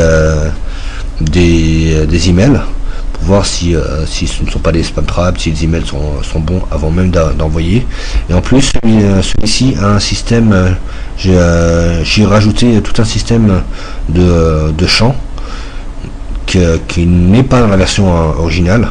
Ça fait qu'on peut importer des champs, importer les noms, les prénoms, alors que dans la version classique de Infinity, c'est juste les adresses email en vrac, ce qui est un peu violent. Si on veut personnaliser, on peut pas importer les emails en vrac. Donc j'ai complètement remodifié le système d'importation. Donc cette version est à mon sens meilleure. Donc prenez la version sur crossbordertuning.com/infinity.zip. Alors une fois que vous avez ça, vous allez avoir besoin. Qu'est-ce que vous allez avoir besoin pour installer Infinity? Vous allez avoir besoin de PHP bien entendu, de MySQL bien entendu, et d'un cron tab. Donc même si techniquement vous pouvez installer le système sur EasyPHP avec un serveur SMTP, vous n'aurez pas le cron table, vous n'aurez pas les crons, les appels automatiques. Vous pouvez, oui il est vrai, vous pouvez vous débrouiller avec les tâches programmées de Windows. Techniquement c'est faisable, mais je le déconseille, ça devient quand même très compliqué. Je vous recommande vraiment de passer sur un serveur mutualisé, c'est suffisant. Un serveur dédié, c'est mieux. Alors, pour installer la base de données, il faut d'abord créer une base qui s'appelle Infinity. Il faut que vous la créez, le système ne la créera pas pour vous. Donc vous créez la base de données, c'est très classique. D'ailleurs, si vous achetez un nom de domaine, votre provider vous l'aura créé par défaut. Si vous ne l'achetez pas, si vous achetez même si vous l'avez sur votre serveur dédié, quand vous allez paramétrer votre votre espace web, normalement il doit le créer pour vous. Si c'est pas fait, eh bien vous allez sur phpMyAdmin et vous le créez. Donc une fois que c'est créé, vous avez rapatrié le répertoire. Et là, alors là vous avez les accès MySQL, donc localhost, user, donc vous remplacez par votre user, votre mot de passe, la base de données qui est Infinity ou qui est celle que vous voulez, hein, vous avez pu créer autre chose. Si jamais vous voulez utiliser du SMTP, si jamais vous voulez utiliser Manduil, vous switchez le SMTP active égale 0, vous mettez en 1 et ça passera en actif. Vous mettez vos accès de Manduil ou de n'importe quelle plateforme SMTP, hein, et ça se connectera à la plateforme de SMTP pour envoyer les mails. Sinon, donc Manduil, on va voir un peu comment créer un compte. Donc Manduil.com, sign up. Donc vous tapez votre adresse email, votre mot de passe. Donc vous créez votre compte, voilà, vous avez votre compte créé. Donc on vous demande c'est pour quel secteur, éducation, c'est pour vous êtes un marketeur, combien d'employés. Donc vous expliquez un peu tout ce que vous faites. Donc voilà, là vous allez sur SMTP, get the SMTP credential, et là on va vous donner des accès directement. Vous avez créé un compte, c'est un compte gratuit, hein. Donc vous avez les accès, vous pouvez récupérer la clé API, donc demander une clé API. Maintenant il ne reste plus qu'à paramétrer les retours de mail, les bounce rates. En fait, quand vous envoyez des mails via Manduil, c'est pas votre email qui est utilisé, c'est l'email, enfin sauf si vous paramétrez comme tel. Mais normalement c'est l'email de manduilapps.com qui est utilisé. Ce qui fait que c'est eux qui reçoivent les bounces. Or, en recevant les bounces, eux ils vont les traiter, il n'y a pas de souci. Mais vous, si vous voulez les traiter plus tard, enfin si vous voulez aussi les traiter pour retirer vos mauvais emails, il faut que vous ayez un accès dessus. Donc ici, dans Standing Option, vous pouvez traiter tous les bounces en les faisant rediriger sur une adresse bien spécifique. Donc vous créez une adresse bounce at Cross-Border Training et vous la placez dessus et voilà, tous les emails de bounce vont être redirigés dessus. Attention, tant qu'à faire, ne mettez pas votre adresse principale, hein, parce que tous les bounces, c'est pas hyper intéressant, hein, c'est plein d'informations de robots qui vous répondent, ils vous disent cette adresse n'existe plus, cette adresse n'existe plus. Donc surtout ne pointez pas sur ça sur votre adresse mail principale, parce que ça va inonder votre messagerie pour pas grand chose. Donc c'est ici. Alors au niveau des SPF, je ne sais pas si vous savez ce qu'est un SPF, la définition exacte. Bon, le SPF, c'est ce qui permet de dire cette adresse IP a le droit d'envoyer des emails. Or ici, comme vous utilisez Manduil Apps, eh bien c'est manduilapps.com qui envoie les emails, c'est pas vous. Donc le SPF, vous vous en foutez, ça vous concerne pas. Par contre, si vous décidiez d'envoyer en votre nom, non pas en tant que manduilapps.com, là vous aurez besoin de paramétrer les SPF. Donc, je vous rassure, Manduil va vous donner les informations, qu'est-ce qu'il faut mettre dans les DNS au niveau des SPF, mais même si vous savez pas comment faire, même si vous savez pas comment paramétrer, il y a des dizaines de plateformes SPF qui vont faire pour vous. Bon, en soi, si vous gardez la configuration par défaut, vous n'avez rien à faire, car c'est pas vous qui en veut envoyer, c'est manduilapps.com qui envoie pour vous. Donc comme je disais, si jamais vous voulez quand même le faire, il y a des dizaines d'outils, des SPF Generator. Donc vous tapez SPF Generator sur Google, sur Yahoo, et là vous allez sur celui que j'aime bien, c'est spfwizard.net, qui est très bien, mais bon il y en a plein d'autres, hein. Prenez celui qui vous intéresse. Il va tout vous générer pour vous et vous faites un copier-coller en fait, donc vous emmerdez pas. Vous donnez juste les adresses IP que vous voulez qu'ils envoient et vous faites du copier-coller. Point barre. Alors maintenant comment installer ça. Là le script est un petit peu plus avancé. C'est au cas où vous auriez plusieurs comptes avec plusieurs adresses IP chez Manduil. Comme ça, en utilisant ce code, vous les mettez en rotation. pour utiliser les différentes adresses IP pour envoyer. Vous pouvez également utiliser ça avec la version gratuite de Mandrill. Donc en les mettant en rotation, en mettant 3 comptes en rotation, au lieu d'avoir 12 000 emails gratuits, vous en avez 36 000. 36 000 emails gratuits, c'est sympa. En réalité, c'est pas super puissant parce que Mandrill, la version gratuite, passe dans les spams immédiatement. Je sais, je l'ai déjà testé. Il faut vraiment avoir une adresse IP propre pour que ça passe, que ça ne passe pas en spam. Donc ne gardez pas la version gratuite, elle n'est pas terrible. Mais bon, donc vous avez mis à jour config.php, vous envoyez tout le répertoire Infinity sur votre serveur, et voilà. Donc une fois que tout le répertoire est sur le serveur, il n'y a plus qu'à le paramétrer. Donc vous allez sur votre nom de domaine.com, le répertoire d'Infinity, donc ici c'est crossbordertraining.com/infinity, et vous allez sur admin.php. Donc là vous avez le système d'admin. Donc il vous demande il vous demande un peu tout ce que vous voulez. Mettez 50 mails par ping, hein, sinon ça va être sinon vous risquez de griller votre serveur. Votre serveur risque de ne pas tenir. Allez-y doucement au début. Vous pouvez aller plus fort après si vous voulez, mais au début allez-y doucement. Donc on va vous demander après un peu près tout quoi. Votre username, votre mot de passe, et voilà, le reste est configuré par défaut de manière correcte. Donc voilà, c'est installé, ça fonctionne, ça a été simple, hein. C'est juste uploader le répertoire avec config.php dedans, et c'est tout. Donc vous êtes dessus, ça fonctionne, c'est cool. Donc maintenant il va falloir que vous installiez les cron tabs, c'est-à-dire les pings automatiques, les appels automatiques pour envoyer automatiquement les mails.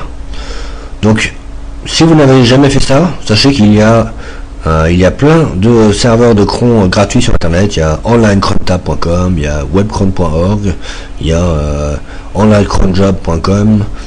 Ils vont tous vous faire ça très bien. Vous dites toutes les 10 minutes vous m'appelez telle page et ça va marcher.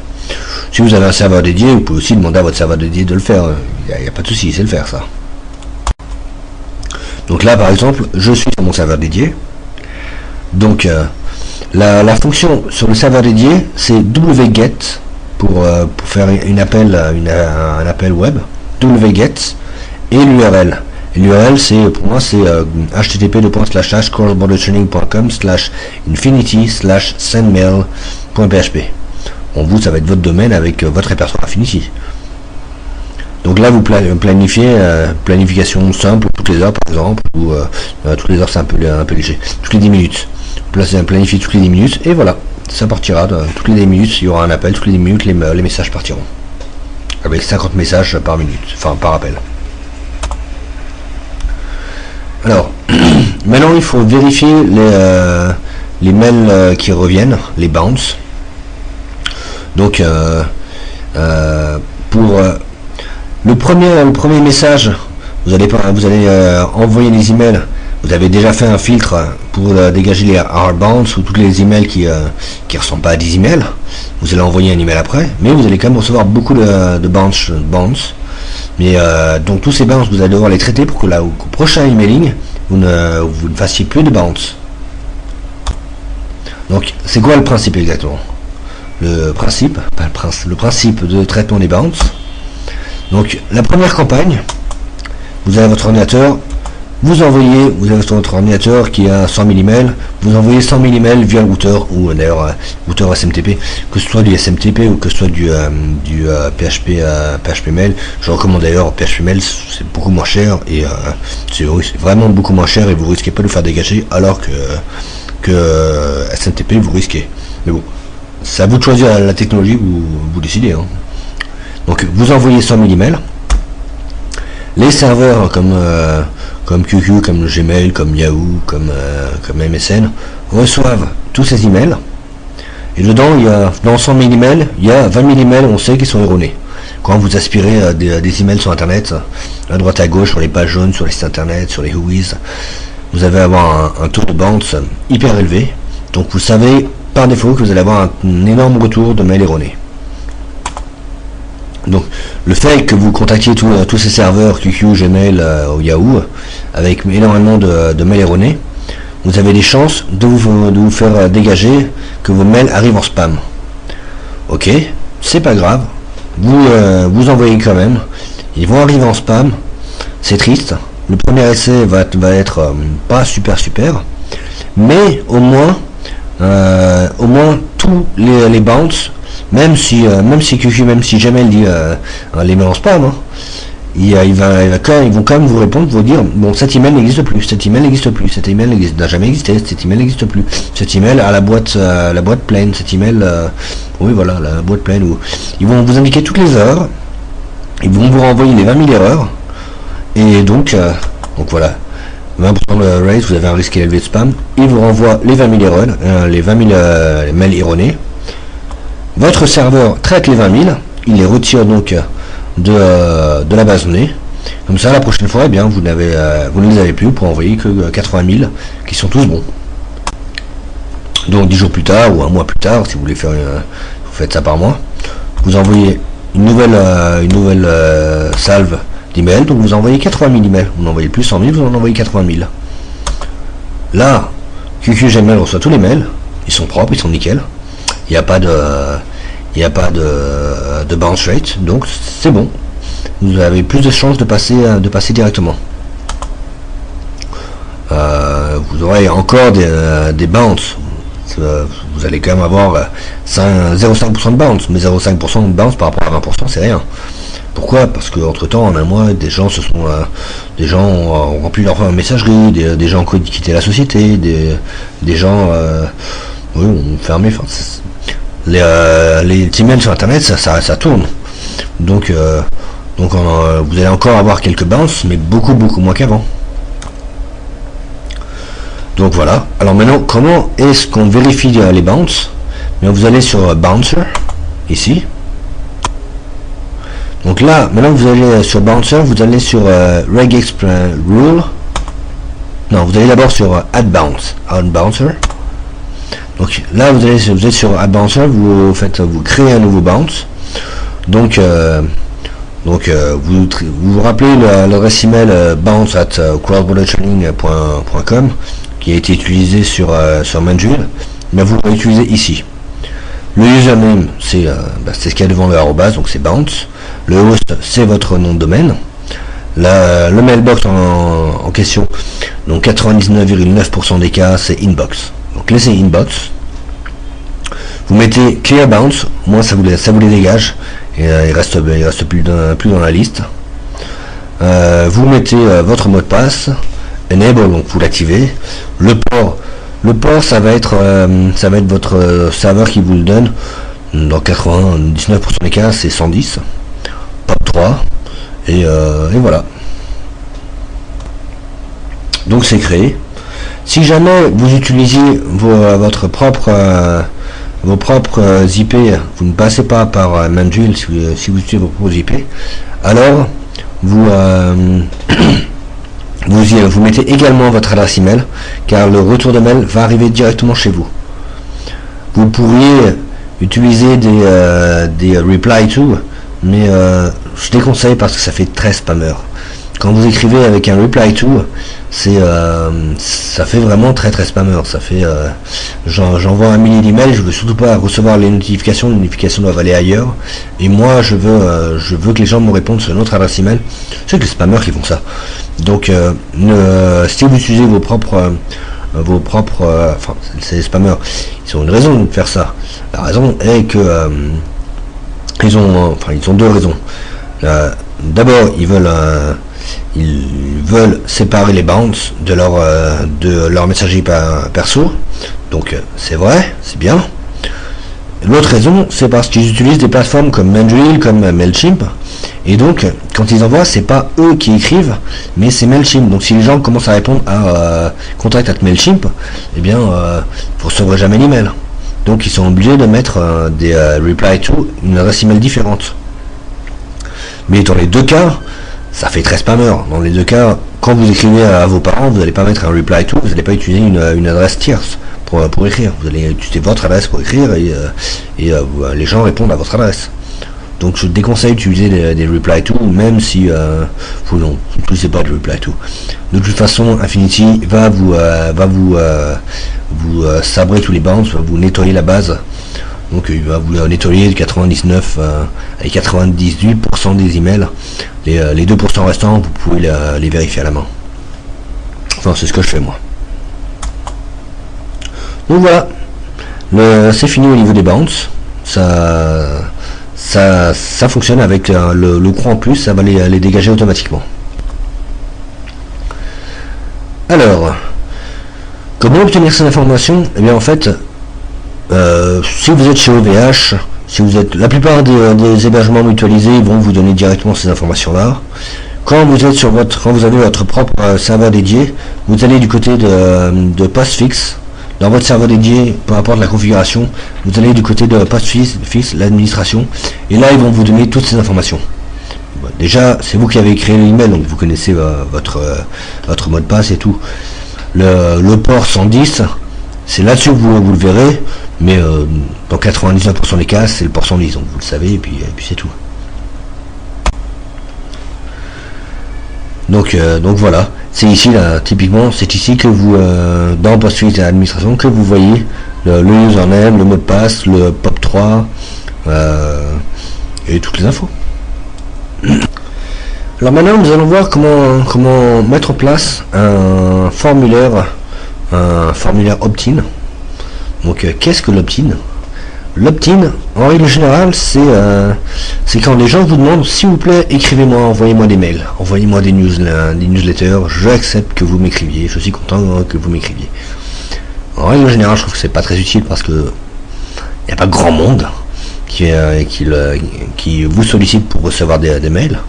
Or, c'est tellement simple d'aller aspirer des pages jaunes, c'est tellement simple d'aller aspirer toutes les bases de données qui se trouvent en ligne que c'est mieux de contacter directement les gens que d'aspirer toutes les pages jaunes en Afrique, d'aspirer toutes les pages jaunes en Europe, d'aspirer toutes les pages jaunes au Canada, en Australie, aux USA. Là, vous avez une énorme base de données. Et si vous attendez que ces gens viennent sur votre site et vous dites s'il vous plaît, écrivez-moi, c'est pas aussi efficace, hein, je vous le dis tout de suite. Mais bon, c'est quand même intéressant de voir les opt-in. Donc au niveau des opt-in, là dans Infinity, vous allez dans Add Responder. Là vous paramétrez le responder, vous expliquez le but du répondeur. Donc les gens vont s'inscrire à ce répondeur. Donc vous mettez un opt-in simple, vous n'allez pas non plus mettre un opt-in type double avec une double vérification. Bon, les gens s'inscrivent, ils sont contents. Si vous mettez une double vérification, déjà que vous n'avez pas grand monde qui va s'inscrire, si vous mettez une double vérification, vous aurez encore moins de personnes à s'inscrire. Donc vous mettez une simple vérification, vous mettez un titre et vous expliquez ce à quoi servira cette newsletter. Donc voilà. Après, vous mettez l'URL où vous allez être redirigé. Donc, les gens s'inscrivent pour voir une vidéo. Donc, vous mettez l'URL de la vidéo qu'ils verront ensuite. Et voilà, c'est terminé. Donc maintenant, vous allez vous sélectionnez le répondeur en haut. Vous voyez Be Informed of. Donc, vous pouvez cliquer sur Code It. Ici, Code It. Et vous avez le formulaire opt-in avec le nom, le prénom, l'email, les gens qui acceptent de recevoir du HTML ou non. Donc c'est bien, hein, mais le plus important sur Infinity, le plus important est de pouvoir injecter automatiquement la base d'email que vous avez aspirée sur les pages jaunes, enfin partout sur internet. Donc vous avez une grosse base d'email, il faut que vous puissiez l'injecter directement dans Infinity pour qu'il soit envoyé en automatique. Donc comment importer votre base? Alors vous êtes sur Infinity. Surtout n'utilisez pas Add User ou Edit User. Pourquoi? Parce que si vous utilisez ça, vous allez les éditer un par un. Et si vous avez 200 000 emails à injecter un par un, on n'est pas couché. Donc n'utilisez pas ça, utilisez le Bulk Add. Donc Bulk Add. Ici, Alors ici j'ai complètement modifié le script. J'ai le script d'origine permettait uniquement d'envoyer, vous voyez, John at do.org, Jan at metarzan, Lois at lane.net. Ça, si vous mettez ça comme ça avec un email, une virgule, un email, une virgule, un email, une virgule, ça va fonctionner. Sauf que vous importez que des emails, et c'est très mauvais d'importer que des emails. Pourquoi? Parce que déjà quand vous contactez les gens, il faut toujours les contacter par leur prénom. Il faut toujours envoyer un email et vous mettez le prénom devant avec l'email dans les balises crochet. Pourquoi? Parce que les filtres anti-spam n'apprécient pas quand on envoie des emails sans. Ça veut dire qu'on ne connaît pas la personne en fait. Si vous mettez si vous ne l'appelez pas par son prénom, c'est que vous ne connaissez pas la personne. Donc les filtres anti-spam vont être drastiques si vous ne mettez pas le prénom devant. Donc il faut injecter ça. Ensuite, vous faites ça comme ça, vous mettez l'email, pipe. Pipe, c'est la touche, vous appuyez sur Shift, et la barre qui se trouve juste au-dessus de la touche Enter. Après vous mettez le prénom, après vous mettez le nom de famille, le numéro de téléphone. Après vous avez 3 champs, vous utilisez ces champs comme vous voulez. Donc field 1, field 2, field 3. Vous pouvez mettre le nom de domaine, le nom de la société, vous pouvez mettre les produits qui les intéressent, vous pouvez mettre ce que vous voulez. Les champs qui vous intéressent pour personnaliser votre message. Et bon, vous cliquez HTML, comme ça ils acceptent le HTML. Vous forcez l'acceptation du HTML et vous importez votre fichier tout simplement. Donc voilà. Oui. Donc on voit ça. Vous mettez l'email, ça c'est la solution 1, la solution par défaut, avec les emails les uns à la suite des autres, mais c'est vraiment pas ce qu'on recommande. Nous on recommande de mettre l'email slash le prénom slash le nom de famille slash le numéro de téléphone slash 3 champs au hasard, enfin pas au hasard, les 3 champs qui vous intéressent pour pouvoir paramétrer votre email après. Typiquement Hello Nicolas, assure your domain solarpanel.com. Do you still work for a solarist? Donc le champ 1, le field 1 serait solarpanel.com, le field 2 ça va être la compagnie, et le field 3 ça va être le numéro de téléphone. Can I call you at?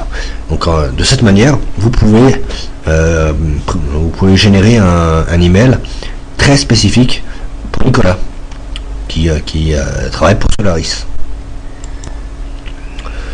Donc voilà. Maintenant, eh bien, il faut créer la séquence de mails. Donc vous allez sur Edit Responder. Là, vous allez pouvoir mettre toute une séquence de mails sur plusieurs emails consécutifs. Ils vont partir à 10 jours, 20 jours d'intervalle.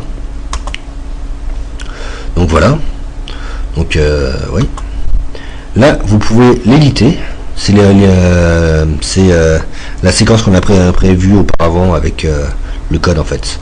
Le formulaire opt-in qui n'est plus opt-in parce qu'on les a injectés en automatique, mais théoriquement il est opt-in. Donc vous pouvez le modifier, vous l'avez ici.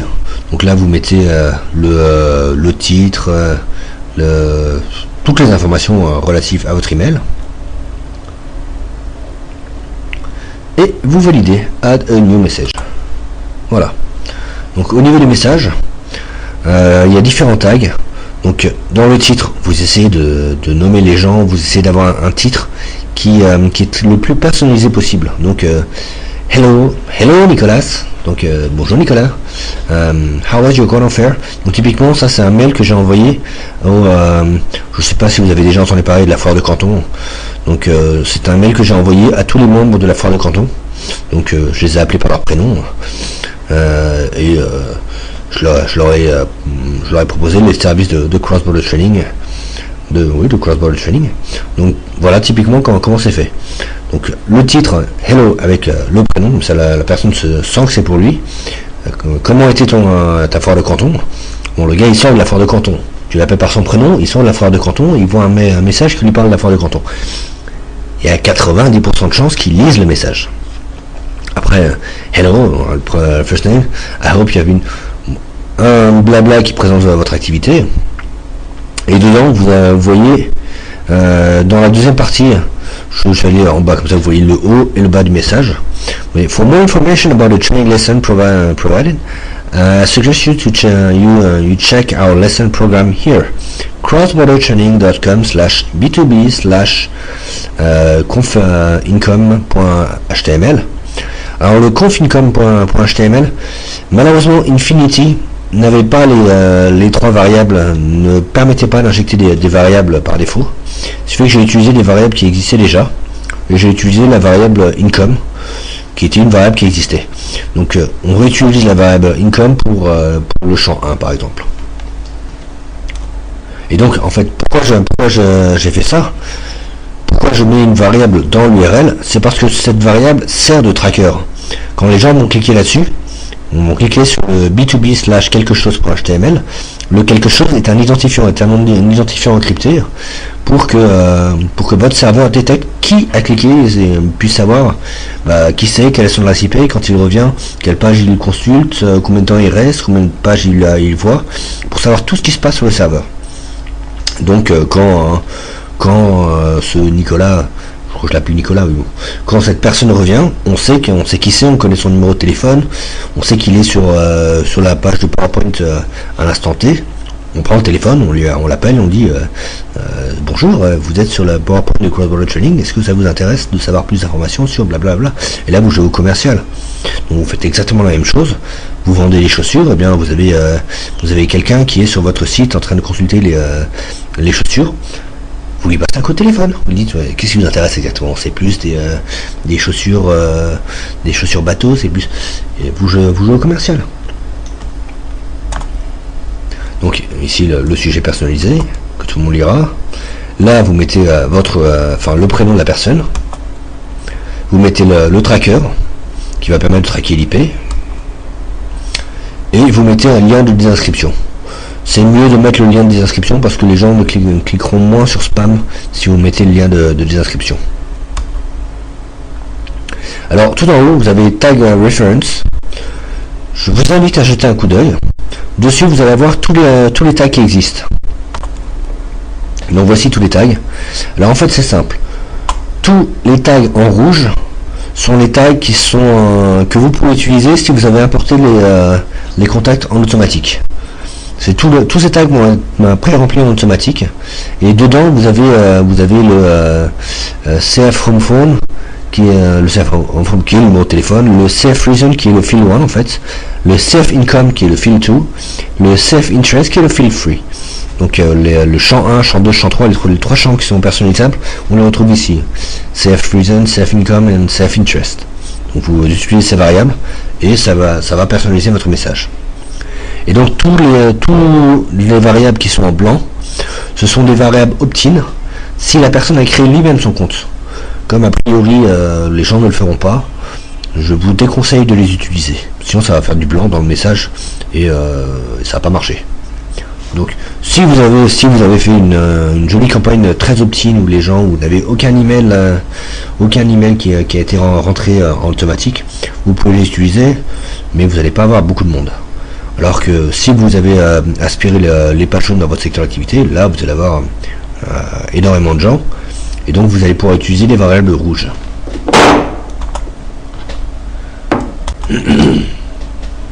Donc voilà, on arrive en bas. Donc là on doit planifier les séquences. Donc la première vous la mettez à 0. Pourquoi? Parce que c'est la première, donc elle part tout de suite. Les suivantes vous les mettrez après 10 jours par exemple. Donc vous sauvegardez, voilà, le message est ajouté. Donc les messages commencent à partir toutes les 10 minutes, vous avez une salve de messages qui part. Donc les autres messages vous pouvez aller sur Add New Message.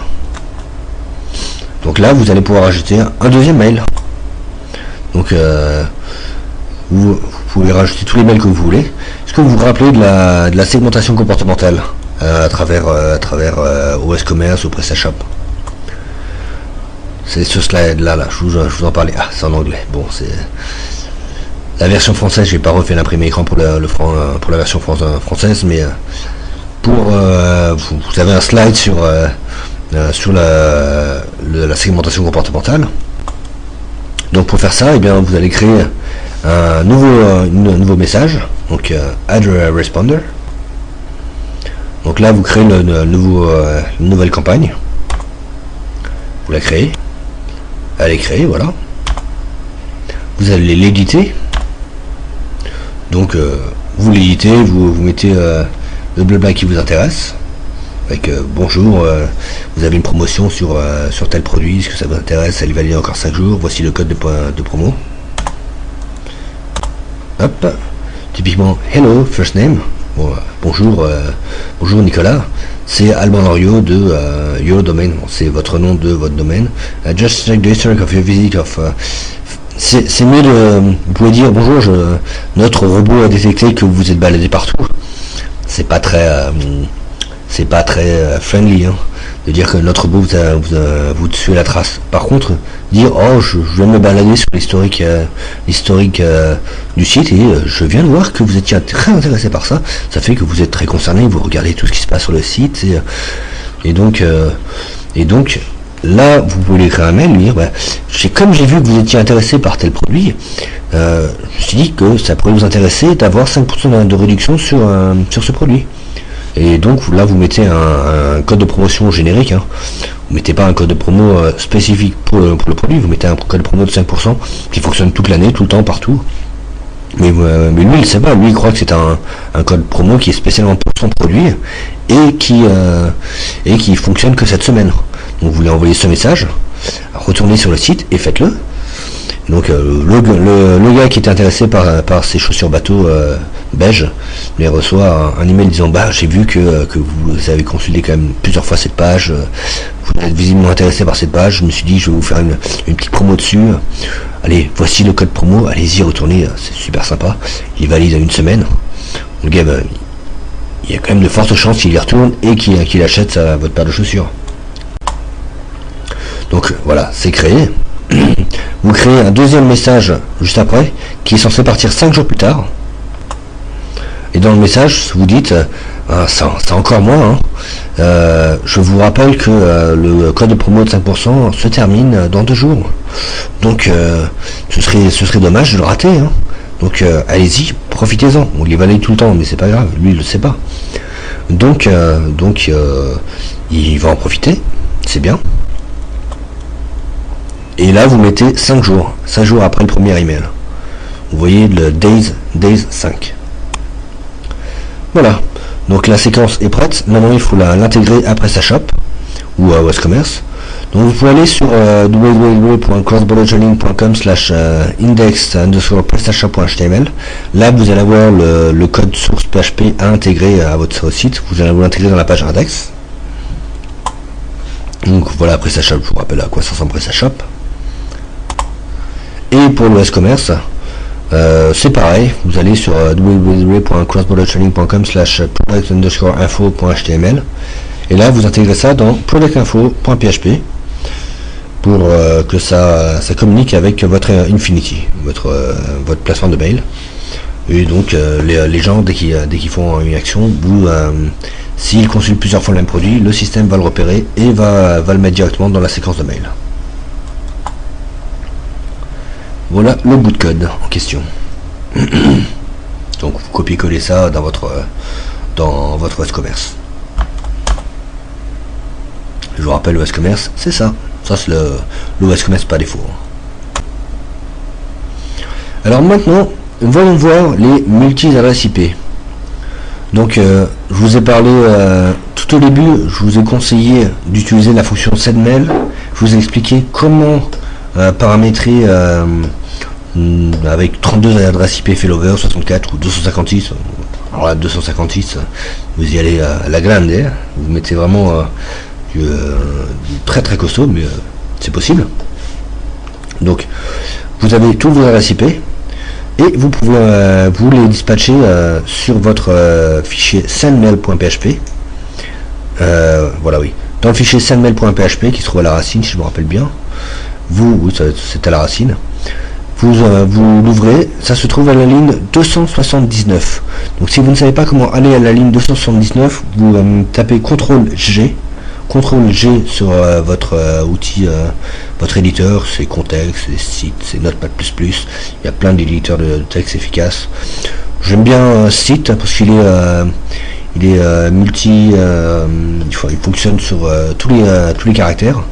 Notepad++ c'est très bien, Contact c'est très bien. Voici les trois systèmes que j'utilise pour éditer du code. Donc vous allez à la ligne 279 et là vous allez rajouter le bout de code que je vais vous montrer à la page suivante. C'est juste avant le message header. Donc rajouter ceci. Vous rajoutez subdomain école. Alors là vous mettez tous les noms de domaine. Là typiquement c'était un de mes clients. Donc je l'ai pris pour lui une dizaine de noms de domaine. J'ai créé une dizaine de mails. Là je n'ai pas utilisé des sous-domaines, j'ai utilisé des vrais mails. Pourquoi? Parce que ça passe mieux quand on reçoit un mail de la part de news ou de contact at parfumselection.com. Ça passe mieux les filtres anti-spam de Google et Yahoo que quand on écrit de la part de news quand on écrit de la part d'un sous-domaine. Donc j'ai préféré paramétrer plein de noms de domaines différents qui écrivent. Ça fait quand on écrit comme ça avec 10 noms de domaine sur 10 adresses IP différentes, ça fait un peu comme si c'était 10 sociétés différentes qui écrivaient.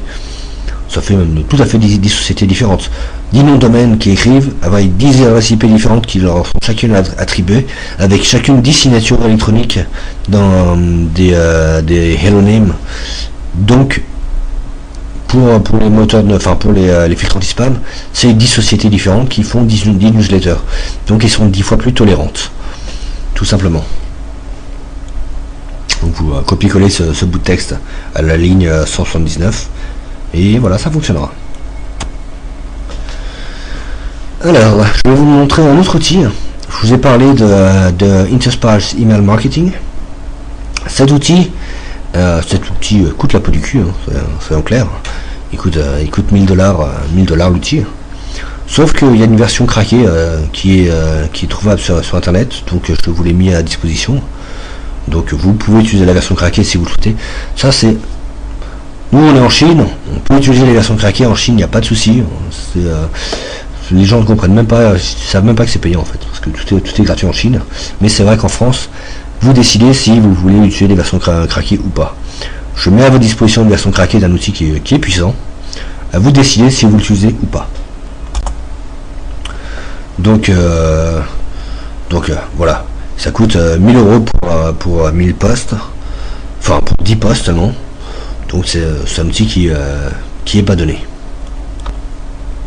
Alors la version craquée, vous la trouverez sur ping.crossborder-training.com/interspire_6.1.4.zip. Donc vous voyez c'est à l'écran.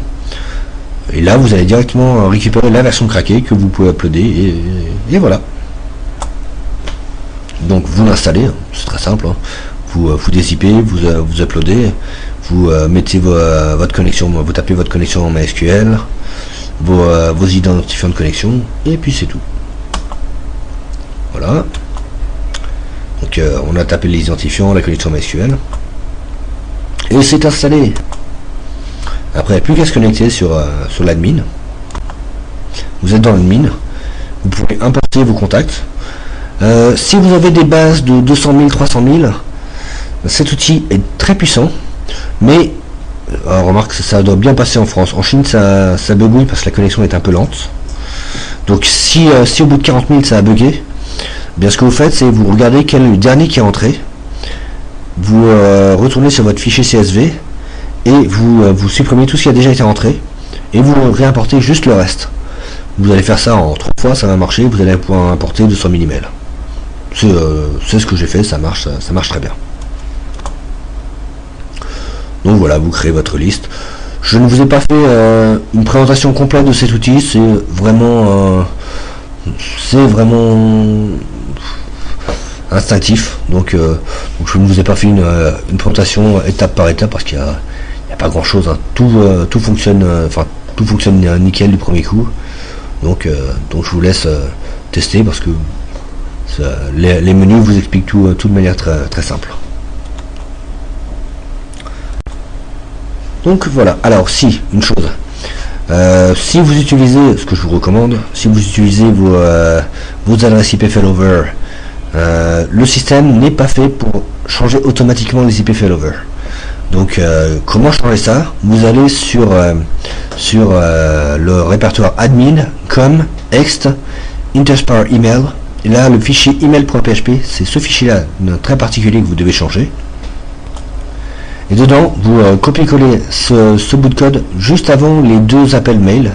Il y a deux fonctions mail, ce sont les deux fois les mêmes, mais oui, vous faites un rechercher dans ce fichier, vous utilisez CTRL F pour faire rechercher, mail, vous allez trouver la fonction mail. Vous rajoutez le code suivant, qui est exactement le même code qui a été utilisé, pour Infinity, à la différence que ici, le nom de l'entête c'est header et non pas je sais plus quoi. Donc la seule différence c'est le nom de la variable qui est le header qui change. C'est tout. Donc vous copiez-collez ça avec vos emails bien sûr. Et là ça va changer en automatique tous les emails pour les envoyer. Donc à chaque fois que ça enverra un email, ça enverra de la part de news@parfumseduction.com avec l'adresse IP de newsparfumseduction.com avec sa propre signature électronique. Ou alors ça prend news@parfumreduc.com avec l'IP de Parfum Reduc et sa propre signature. Ou alors ça prend news@bonplanparfum, etc. Ce qui fait qu'à chaque fois, ça écrit de la part d'un autre nom de domaine sur une autre adresse IP avec une autre signature postfixe. Donc les filtres anti-spam ne voient rien du tout. Vous faites ça avec une trentaine de noms de domaine et vous pouvez envoyer facile 30 000 emails par jour. Je considère que oui, une adresse IP peut envoyer 1000 emails par jour.